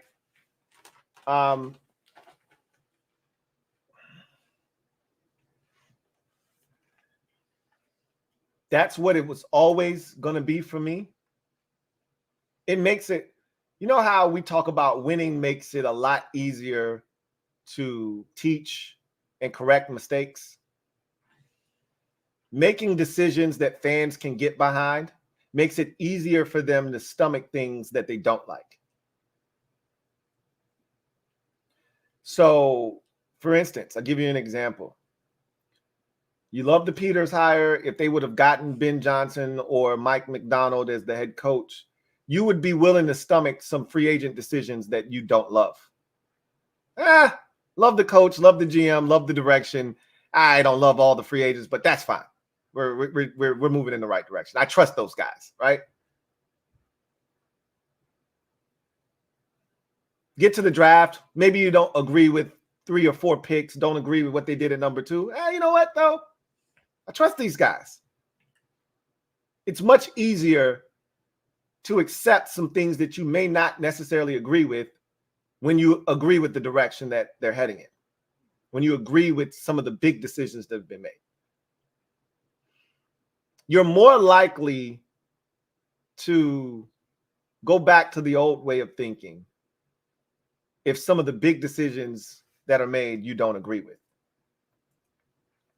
This head coaching one I think we're such a fragile fan base right now. This is such a critical time for us because, again, we've been down for so long. We've been beaten up so badly during that process that fans are all over the place. And if you want to bring us together collectively as one, you want to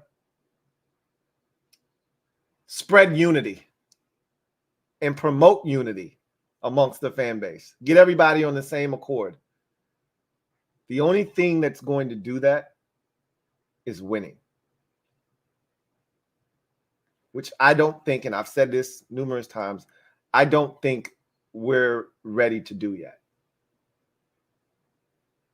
So you're going to have to make decisions that the fans can either get behind or prove to be, early on in the process, prove to be very beneficial, fruitful, and successful. You want to change the Dan Quinn narrative? He needs to come out of the gate 4-1 in his first season. That'll change the way people view him quickly. I'd be lying to you if I said I saw that coming, though. He starts off his first season like, this is the thing, and this sucks about our situation. I talked about this already. Dan Quinn's first year, 3-13-1. He started 0-10 his first season. No coach can survive 0-10 here and be given and shown grace and mercy. Not unless your name is Ben Johnson or Mike McDonald. Dan Quinn can't withstand 0-10 in his first year here. Because if it's Ben Johnson or it's Mike McDonald, you know what we'll do? We'll pull out the old Joe Gibbs from 1981. Hey, Gibbs in his first season started 0-5 before he turned it around. Well, because if you like somebody, if you want somebody to work, you'll find excuses and reasons as to why it's going to turn around and why it's going to work. We've done that so many times here. People, that's human nature. That's not just us. That's human nature. If you like somebody, if you want somebody to win, if you're rooting for someone, you'll find ways to validate why they will get something done, why it can be different. Don't judge them on this. We'll pull out the Dan Quinn. We'll pull out the Dan Campbell. Shit. Hey, he started 0-10. Let Dan Quinn start 0-10, though. He might as well pack his shit up and go right now. He might as well pack his things up and go because people weren't checking for him in the first place. And that's the problem, is that there won't be the patience that would have come with a McDonald or a Ben Johnson, had those guys been the hire here. And McDonald is still in play, but I don't see it happening. But Quinn's not going to be given the same leeway from the fan base.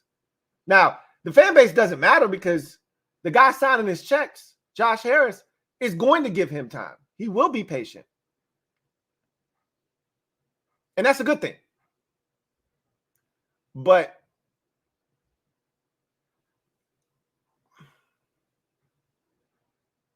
I would like to see this fan base be together.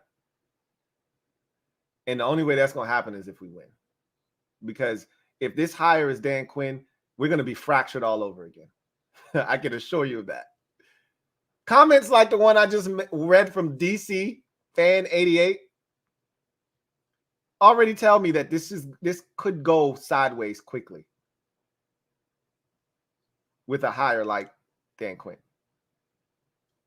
If there aren't results that show themselves and reveal themselves to be excellent right away, despite whatever happens this offseason.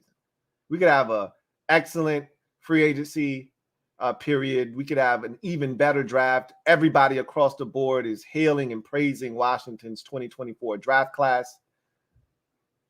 Then the excitement will start to build.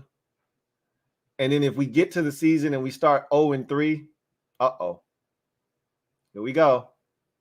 Hell, lose the first game, which is, I don't know what the schedule is going to be, but lose the first game.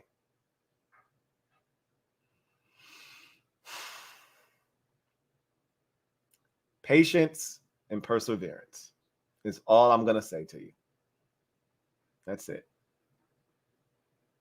If you claim that you're going to give this organization, this iteration that they've put together, this iteration of the Commanders organization, this new regime,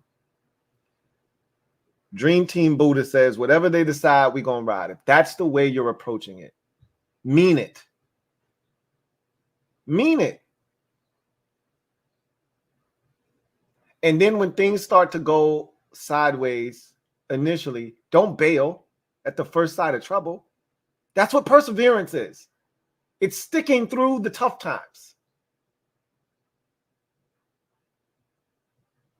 At some point, you realize this ain't it. And we did that with Rivera. I've done that with Eric Bieniemy after 1 year. This ain't it. Because he's stubborn. If I would have seen change, if I would have seen a willingness to adjust and acquiesce to the talent that is here, that exists, I would have been more open-minded to Eric Bieniemy. I didn't see any of that. That doesn't exist with him. His skull is thick. His mind is made. This is how I'm going to do it. And if you can't do it my way, then we can't do it no way. Well, then you have to leave.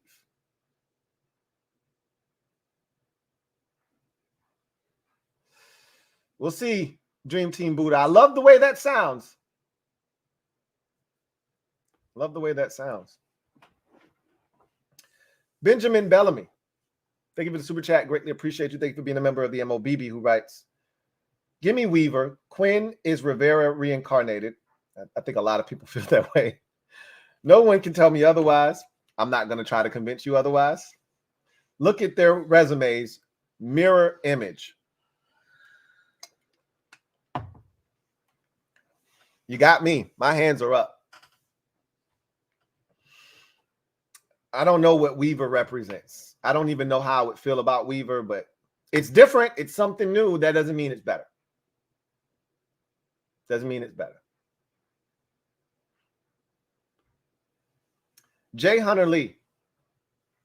Thank you for the super chat. Greatly appreciate you. Jay Hunter Lee writes, Lou, I hate to say this, but EB may have to be a 1-year interim coach. No, the hell he do not. No, the hell he does not have to be. I don't want nothing to do with that man here in Washington.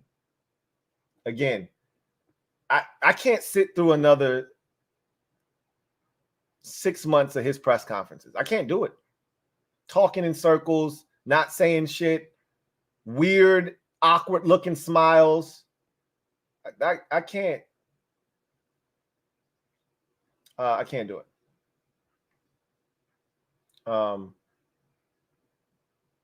No, that's not good enough for me. And as a fan base, we deserve better than that shit. You went through this exhaustive search, and the best you able to come up with at the end is, hey, we're gonna go with Eric Bieniemy. If that's the case, we're no better than Carolina. We're the Carolina Panthers still. We're still the same Washington Commanders if we do that shit. We don't have to do that anymore. That's what Dan used to have to do because there wasn't anybody that wanted this job. People want this job. People want this job.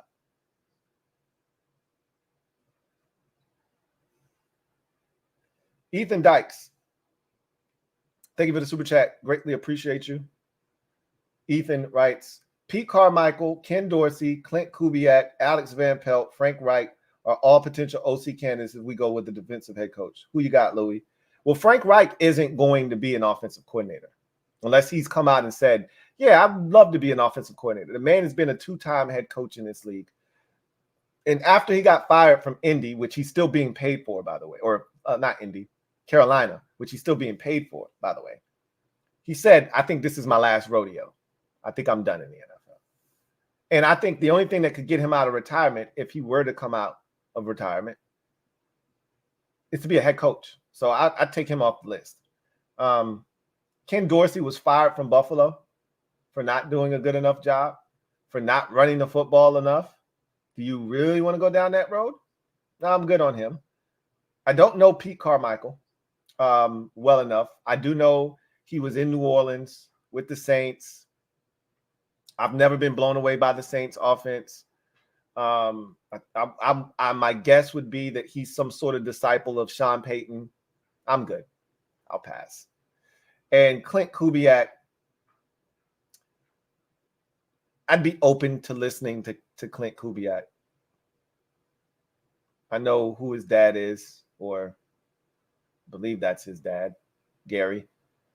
And so I'll be open to Clint because he probably comes from the Shanahan tree. But we'll see. Again, we got to hire a head coach first before we even start talking about, like, I only went shopping for defensive coordinators because I thought that Ben Johnson was in the card already. Man, how foolish do I look? All those videos. It was funny because I was perusing, Commander content, and I wasn't the only one that jumped the gun, obviously. And I was watching Rio, and he was like, "Bro, I had all this shit already, like, ready to go. As soon as it happened, as soon as he was hired, I had Bleacher Report content, I had channel content, I had thumbnails, all kinds of shit drawn up. We had done videos already talking about this, that, and the third." I learned a really valuable lesson when I was younger. A life lesson. And this reminds me of that. There was an individual that was in my life when I was growing up. I was like a teenager, maybe like 14. And you know how every year we get, not we, I used to, I don't anymore, income tax checks. They was fat ass checks, right? You couldn't wait to get that income tax check. Well, this one individual worked at a company and they got profit sharing checks. And those profit sharing checks were massive. And so this individual just assumed that they were getting this fat ass profit sharing check because they had gotten one the year before. And there was a rumor circulating the company that they were getting another one that year, and this was going to be the percentage. And so she started, the person started doing the calculations and figured this is what I'll be getting.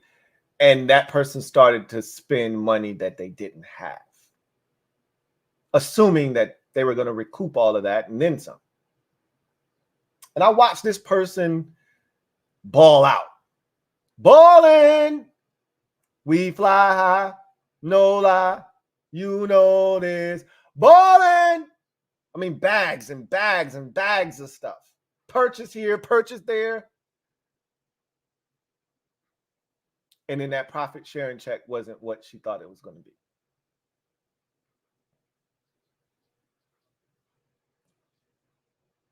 And then it took that individual like 15 years to rebound from that shit. Like it was like this never ending cycle of just trying to pick themselves up from that one mistake. Now I said that to say this. I got ahead of myself big time. Most of us as content creators did, because we thought this shit was in the bag. And the Adam Peters hire, it emboldened us, right? I was talking big cash money after we got Peters. I felt for just that 1 second, you know how Mario gets that star on Super Mario Brothers? And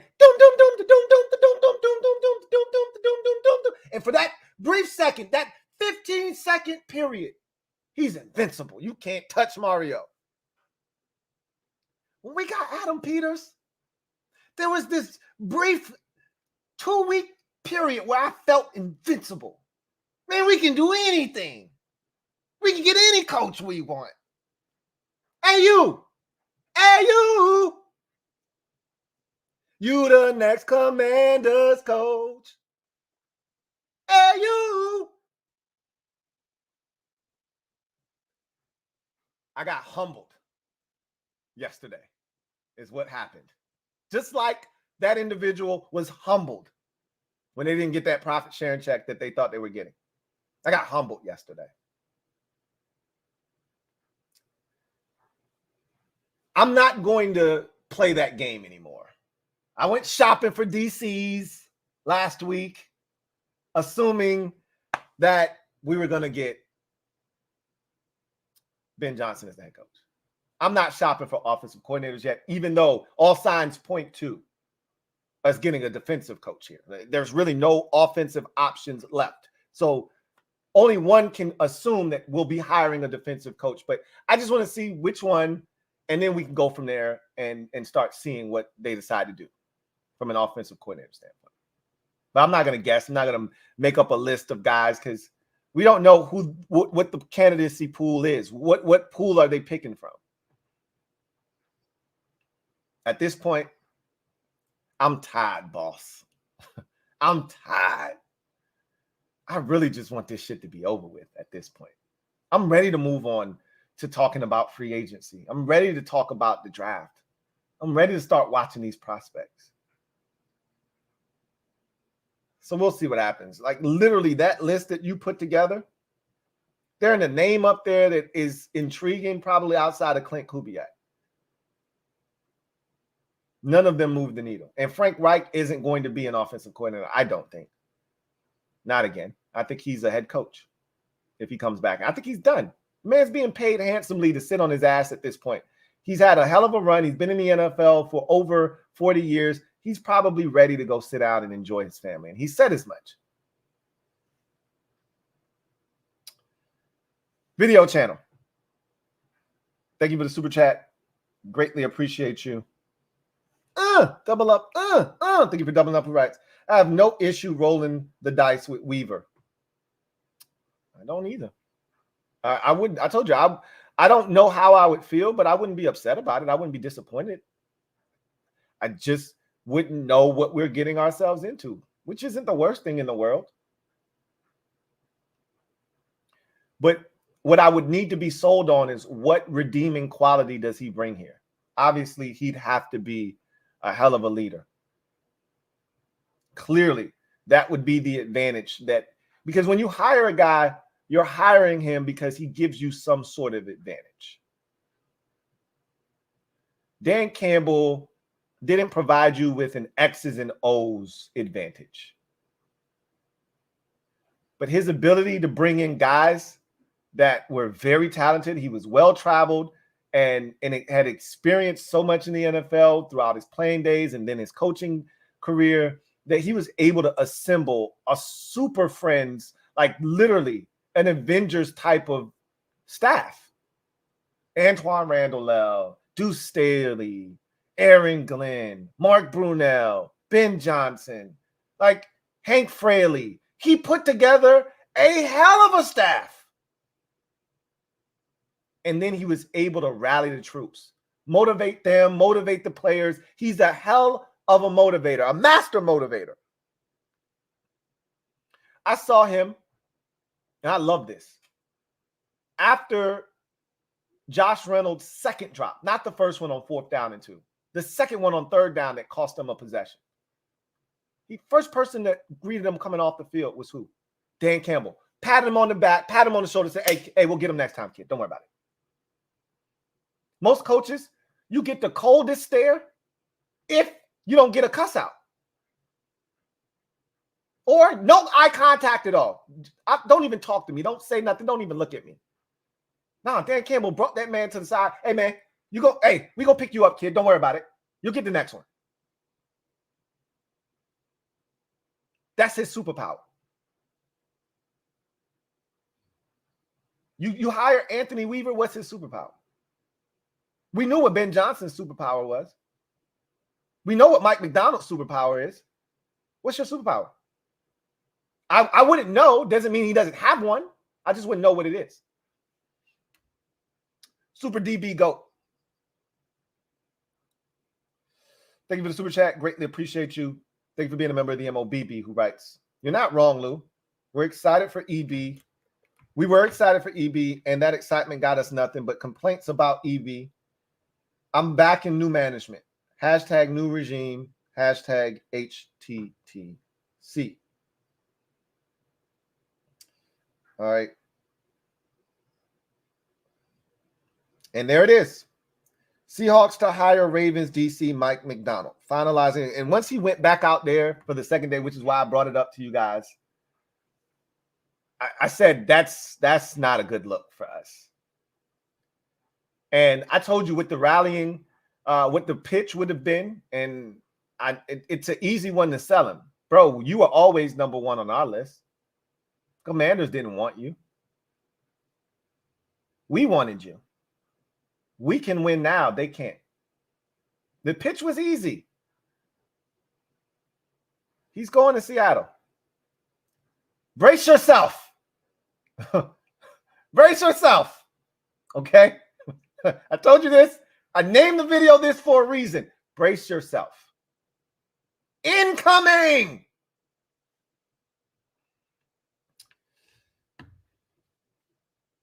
Coach Kev.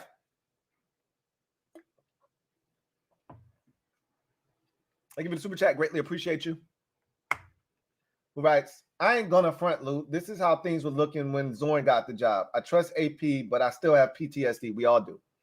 And that's why it's going to be hard to sell this to the fan base. Because if you've been a fan long enough, you've seen instances like what's occurring right now. And this isn't, apples to apples comparison to Zorn, right? We had already hired Jim Fossil. And then the fans revolted and Snyder panicked and rescinded the job. It's not that. But in how the process ended up, how we ended up on Zorn, this is feeling a lot like that. But it's not. Right? It's not, because they've still done their due diligence. There's still candidates that they've said, hey, we believe in, et cetera, et cetera. They didn't just they didn't look around and say, hey, like if they hire EB, then it'd feel exactly like Jim Zorn. The old scars would be ripped open. And I'm telling you, I would feel some type of way. A way that I haven't felt about this franchise in quite some time. But that's not going to happen. They're not going to let me down like that. JLG, thank you for the super chat. Greatly appreciate you. Thank you for being a member of the MOBB who writes, Lou, 2 days ago, I said Dan Quinn's ties to the DMV will win him the job. And look what 48 hours will do. LOL. Not excited, not upset if Quinn is the head coach. You did say that. And I remember saying something to the effect of, that's not going to matter in the grand scheme of things. If he's going to get the job here, it's going to be because of what they think he can provide, not because of his ties to the area. Nobody cares about that. But at the end of the day, I think he's going to end up being the head coach here. I mean, what else is there left to say, right? I think he's going to end up being the head coach here. So we'll see what happens. But with McDonald out of the picture, which I told you yesterday, I didn't like our chances of getting McDonald.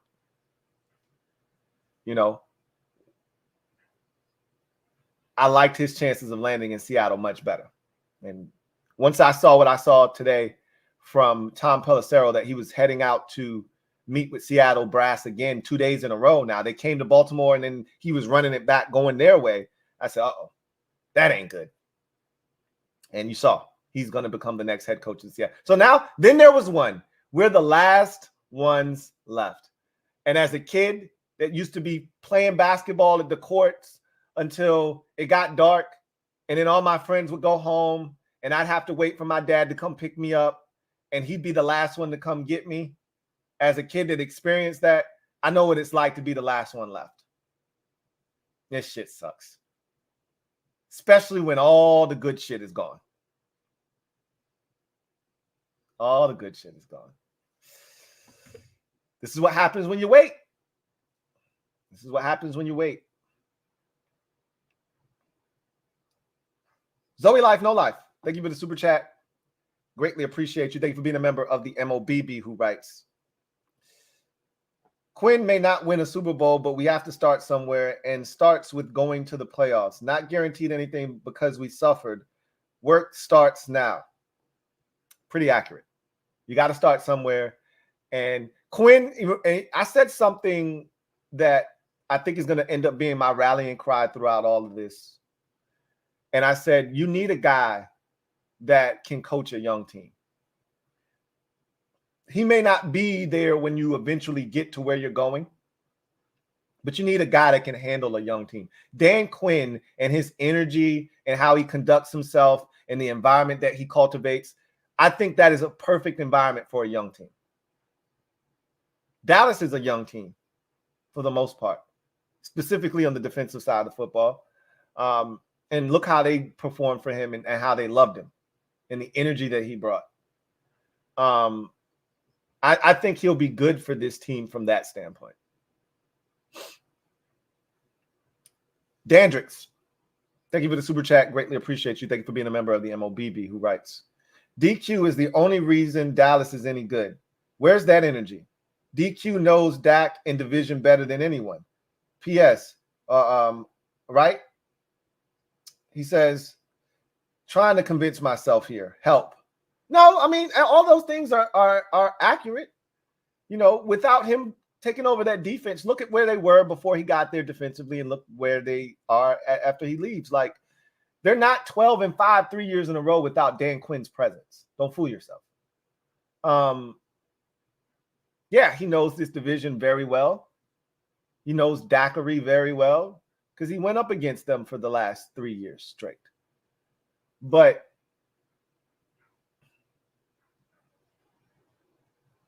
at the end of the day, is he going to be able to take what he learned as a head coach the first time and what he's learned as a coordinator 2 times over in this league and apply it to his second opportunity as a head coach to be the best version of himself here in Washington with this, which will probably be his final time being a head coach if this is not successful? Can he put it together and make this a successful run? We'll see. He's not the head coach here yet, guys. There's other candidates still being. Brace yourself. Is all I'm telling you. Just brace yourself.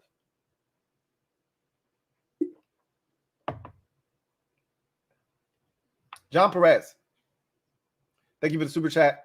Greatly appreciate you. JP writes, passing on drafting a quarterback at 2 and hiring Dan Quinn would automatically result in a 3-win season. Quinn sucks. And it's that kind of thinking. It's that narrative right there. And that's the second person who has said this could be a disaster. No matter what they decide to do, we don't know what it's going to lead to. We don't know. Who saw a 3-win season coming last year? Raise your hand.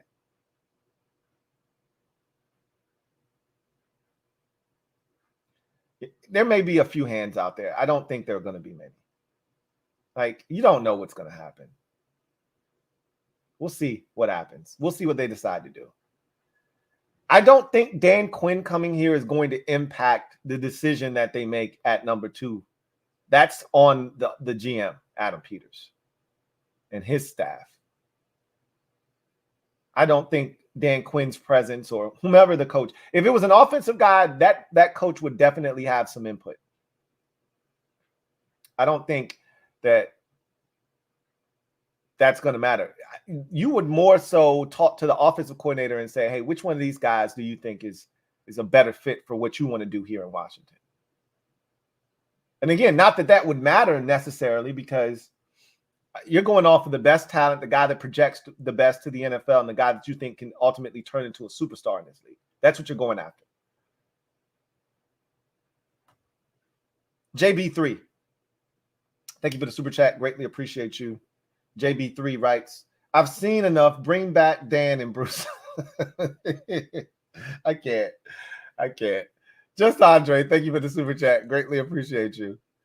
Thank you for being a member of the MOBB who writes, if it's Quinn, at least players will go after the ball and try to rip it out. If it's Quinn, there'll be a different energy here in Washington, for sure. I would have loved to have seen him come here when we had a full cabinet of talent, specifically up front with Chase and Montez and all of those guys. It would have been great to see him function with all of those players, but we can still rebuild this thing up. But we'll see a different level of defensive intensity, that's for sure. Blue Magic 73, thank you for the super chat. Greatly appreciate you. Thank you for being a member of the MOBB who writes, Wasabi Lou, what's going on with you? Are you setting the bar low so it'll just be that much easier to get over with your DQ prediction? I'm not setting it low. I'm setting it realistically. Like, I understand what's going on here. I told you when I first came on, think McDonald going to Seattle. What happened an hour or two later? McDonald is going to Seattle, right? Like, you see the writing on the wall. So I'm not fighting it. I already told you guys, I don't just say things just to say them. I believe them. I'm not telling you that brace yourself for Dan Quinn because I don't want you to. I want to be in a position where I'm setting the bar low so I'm not disappointed. I want you to brace yourself for impact. Okay? In case this is a decision that is going to bother you, I'm telling you, prepare yourself. Get your affairs in order. That's what I'm telling you. I'm not going to be moved off the spot. I'm excited about Adam Peters. I'm excited about this offseason. I'm excited about what's to come in the future for this organization. And does this take off a little bit of the luster? I already said, yeah, it does. There was a different expectation of what we were getting in a head coach, but I'm not disappointed in Dan Quinn and what he's going to do because I don't know what he's going to do. I can only go off of his track record. Past performances can sometimes be a future indicator of results, right? Can be an indicator of future results. That's all we have to go off of, which is why a lot of people are disappointed if Quinn is, in fact, the hire here. But we don't know if he's going to stink. We don't know if he's going to be mid. We don't know if he's going to be Rivera 2.0. He could turn out to be Bill Belichick. Highly doubt that, but you don't know. He could turn out to be Mike Shanahan. You don't know. He could turn out to be Pete Carroll, another coach that got a second chance to be a head coach in this league and took full advantage. You don't know. We don't know. We are cursed by the gods. Thank you for the super chat. Greatly appreciate you. Who writes, hand me some butterfly tape. This wound is starting to open again, damn it. I feel like I was invited to Roof Chris and found out we were staying home for leftovers. I didn't enjoy the night before. Damn. So you got all excited, thought you was about to enjoy you some steak and all that good stuff. And then there's like, you know what? It's nasty out. I called. They've got a 35-minute wait. Let's just stay home. We've got food in the refrigerator. You're like, no! It's going to be all right. It's going to be all right, guys.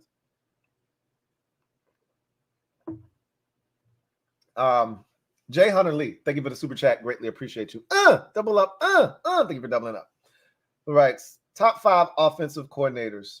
Dolphins, 1, Dolphins, Frank Smith. 2, Panthers, Thomas Brown. 3, Cowboys, Brian Schottenheimer. 4, Bengals, Brian Callahan. 5, Chargers, Kellen Moore. Okay. So clearly you just rattled off a list of coordinators from last year.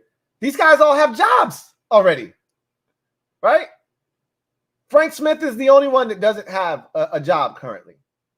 Thomas Brown just signed on to be the passing game coordinator of the Chicago Bears. Brian Schottenheimer is still in Dallas, if I'm not mistaken. And he could come with Dan Quinn, I would assume. But if Dallas lets him go, he's not calling the plays in Dallas, but whatever. Brian Callahan is the new head coach of the Tennessee Titans, and Kellen Moore obviously is in Philadelphia now as their offensive coordinator. So, again, that list doesn't hold a ton of weight. Again, when you wait this late in the game, you miss out on a lot of opportunities because guys can't wait for you to make a decision. They got to go get work. Big Blue Horses, thank you for the super chat. Greatly appreciate you. Who writes, don't care who head coach is. I trust the GM to make the decisions. It's a 3 to 5 year rebuild. Strip it down and start over. Once name is gone, Snyder is gone for good. Well, I do care who the head coach is. I don't want to minimize the importance of getting a good head coach. That's important. It is a rebuild that's about to take place here, I believe. I'd like it to happen sooner rather than later. But I do believe a rebuild is going to take place. And because I expect that to take place, I'd like the head coach that's here for that to be the guy that's here for the long term. Like, I don't want a stopgap coach that's going to get us through the tough times and then we bail on him when we think we're about to be good. If that happens, I'm okay with it. That happens quite often in this league. Tony Dungy built the Bucs into a bully, and then they needed John Gruden to come in and get them over the hump. It happens. We see it happen all the time. Right? I don't want that to be the case, but if it is, so be it. But head coaching matters. So we'll see what happens. Barry Curtis Jr., been a member for 27 months. Who writes, I know what Quinn is. Not going to try to convince myself on him. It will only lead to disappointment. This is such a Washington thing to happen. BJ drops out last second, so we have limited options. Again, he wasn't the only guy they were waiting on, but he was the guy that they were waiting on. And they could try to spin it any way they want, but he was the guy that they were waiting on. He shunned us. We are where we are. That's life. It's not about what happens to you. It's how you respond to what happens to you. Let's see what they do. Let's see what they do. Jack M. Thank you for the super chat. Greatly appreciate you. Jack writes, McDonald to the Seahawks officially. Go Hawks. That's a great hire for your team, Jack. You should be happy. We'll talk more about that on the podcast today. You should be thrilled with that hire. I'm happy for you. Disappointed that once again, another guy that was pretty high on the list here in Washington didn't end up here, but I'm happy for your squad. He's a great hire, and I think you guys can win immediately with him going to Seattle. Greg Giants 10. Thank you for the super chat. Greatly appreciate you. Thank you for being a member of the MOBB, who writes, I really thought Washington was going to get Ben Johnson. So relieved that he's going back to Detroit. That would have worried me as a Giants fan. It would have worried the entire division, which is why there was so much. Yeah, I definitely put my foot in my mouth on the Super Friends stream a couple weeks ago. So that's a lot of why they were, making fun of us and pointing and laughing and had a lot to say. But also a lot of that was rooted in fear. A lot of that was rooted in fear and relief that he didn't come to Washington. So it is what it is. Greg Giants 10. Thank you for the super chat. Greatly appreciate you. Double up. Thank you for doubling up. Who writes? Also reported that Slowick is back in Houston. Yeah, that was reported yesterday. I talked about it earlier on this show that we're on right now. He's back in Houston. They gave him some new money, and he'll be back on the market potentially next offseason should things go well in year 2 as the offensive coordinator in Houston. HTTR for life. Thank you for the super chat. Greatly appreciate you. Thank you for being a member of the MOBB, who writes, why not Vrabel? I'd take him over Quinn. So what I've heard in terms of Vrabel is that, remember what happened with him in Tennessee. And look, these organizations, they talk. So people around the league talk. And I told you, it was a nasty situation in Tennessee. Backstabbing. He went behind the GM's back, got him fired in season. And yeah, look, some of the moves that John Robinson, the former Titans GM, made, including trading away A.J. Brown, were detrimental to the success of the Tennessee Titans. And Vrabel was pissed off, and he should have been. But there are different ways to go about handling that. I don't think he handled it all that well. I think he kind of put himself in this position where he felt like, wherever I go next, I need to be in more control of what's being done. I need to have more say-so that I don't have to worry about somebody making decisions that ultimately affect the job that I'm able to do. Hence, he wanted more power. That's what I think it boiled down to. And Washington has already made it abundantly clear that our structure is going to be GM runs the show and the coach is going to coach. Now, while the coach may have some input as to what is being done, this is going to be Adam Peters' show. And if you can't get on board with that, then we can't get on board with you. And I think that was why they didn't even bother with Vrabel, because they felt like he was going to, same thing with Belichick. He's going to want power. You're not getting it here, so we're not even wasting our time. So I think that's ultimately why they haven't talked to Vrabel, and I don't think they will. And I don't think they have any intentions nor plans on talking to Vrabel. Greg Giants 10. Thank you for the super chat. Greatly appreciate you. Thank you for being a member of the MOBB. Once again, who writes, hey, I heard Mike Kafka is available. Come on, Washington. He's really good. No, he'll be fine right where he is in New York as the understudy of Brian Daboll, right? Let him and Brian Daboll continue to be the ball head connection in New York. You have fun with that. Enigma RJ, been a member for 5 months. Really appreciate you. Thank you for being a member for 5 months. Dennis Rice, thank you for the super chat. Greatly appreciate you. Dennis writes, McDonald is signing with the Seahawks. Just reported. Yeah, we talked about that already. I alluded to that at the start of this, which is why I came on talking about Dan Quinn in particular, because I didn't think we were getting McDonald. I knew we weren't getting Slowick. I told you that yesterday. And that was before we found out he had gotten a new deal to stay in Houston, got new money. I just didn't think he was ready to be a coordinator yet. McDonald was still in play, and I had my fingers crossed, but I told you Seattle was going to be too tempting. And if I were him, and I already told you this yesterday, and I doubled down today before the news broke, that if I were Mike McDonald, I'd go to Seattle before I came here. Winners want to win. That's all Mike McDonald's known. And that's all Seattle's done is win. All we've done is lose. And guess what? The likelihood is if you come here, you're probably going to lose some more before you start winning. That's a hard sell to a guy that only knows winning and wants to win right now. As I said before, a head coach's job is totally different than that of a GM. Head coach can only worry about the here and now. The GM, he can be thinking 3 to 5 years down the road, not the head coach. You got to be thinking about, how can I win right now? Washington doesn't really offer you that as a defensive-minded head coach. King Dre, thank you for the super chat. Greatly appreciate you. King Dre writes, why us, Lou? Why? As a wise man once said, why not us? Why not us, Dre? Why not us? Big Daddy Butts, thank you for the super chat. Greatly appreciate you.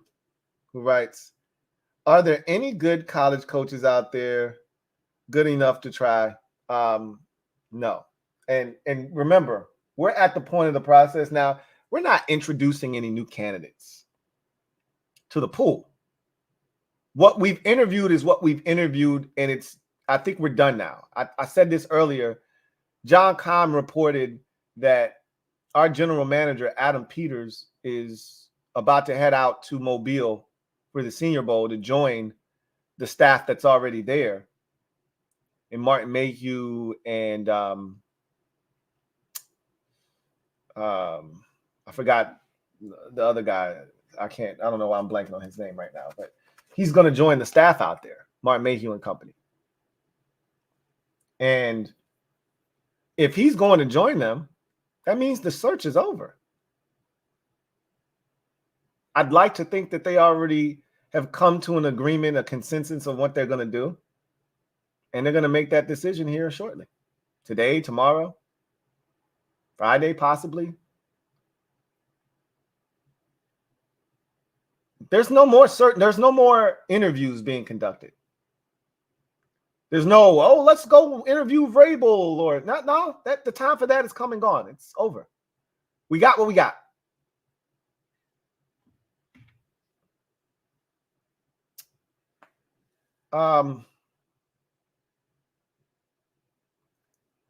Brace yourself. With Johnson, Slowick, and McDonald all off the board, it's Quinn, Glenn, or Weaver. All signs point to Quinn. Prepare yourself. All right. Get your affairs in order. Embrace yourself. We'll see. OTG. Schefter just confirmed McDonald to Seattle. Looks like we're hiring Weaver. Hashtag Louie T. And we'll see what happens. We'll see what happens. I'm going to check to make sure that nothing else has come out.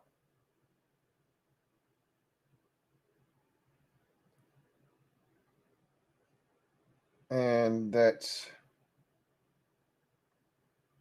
no information leading to a hire before I get out of here will be made. And so, yeah, nothing new has surfaced. Everything is on the table. We know who the candidates are at this point. We know it's down to 3. I think it's really down to 2. I'd be shocked of the 3 if I rank them in the order of which I think they're considering them. I'd say it's Quinn 1, Weaver 2, Glenn 3. I'd be shocked if Aaron Glenn is the next head coach of this team. He'd be the one that I would be like, wow, didn't see that coming. They hired Weaver. I could see that.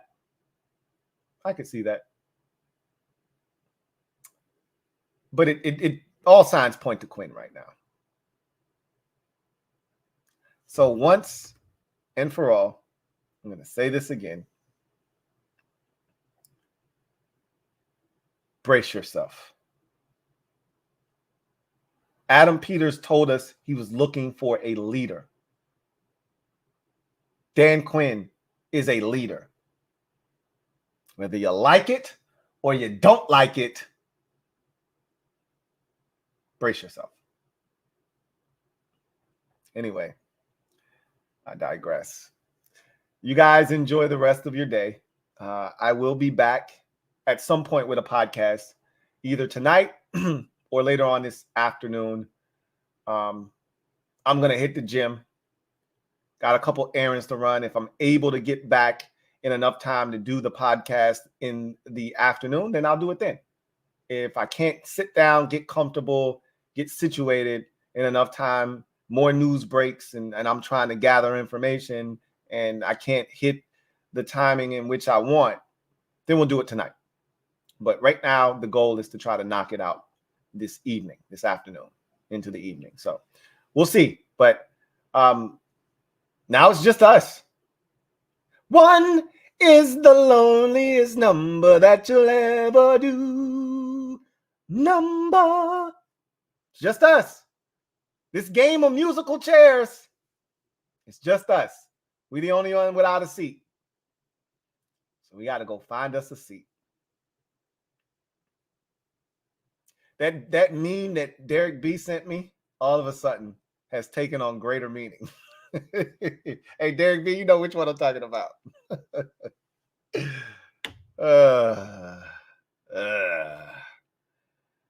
Y'all get out of here, man. Big Daddy Butts. Thank you for the super chat. Greatly appreciate you. Double up. Thank you for doubling up. Who writes? Damn, I can't get jiggy with this shit. Nah, it's hard to get jiggy with this shit, man.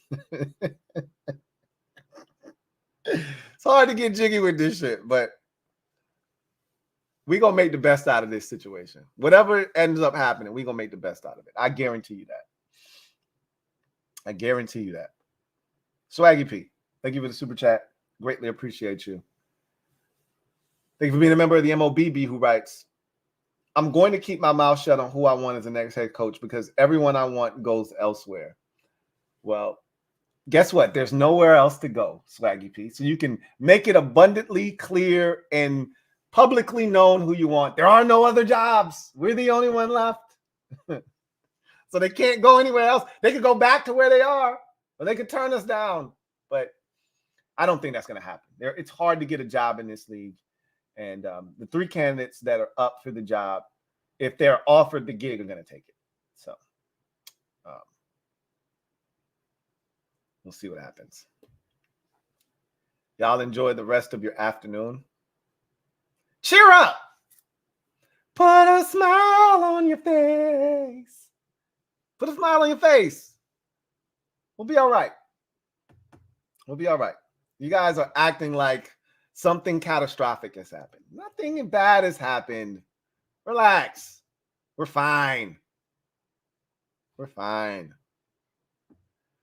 Somebody will send me the emoji of the burning building around. Oh, we're fine. We're fine. No, seriously, we're fine. We're fine. We'll be all right. Anyway, I digress. Y'all get out of here. I'll see you guys later. You know what it is. Post up. Take command. I'll say this once more. Brace yourself.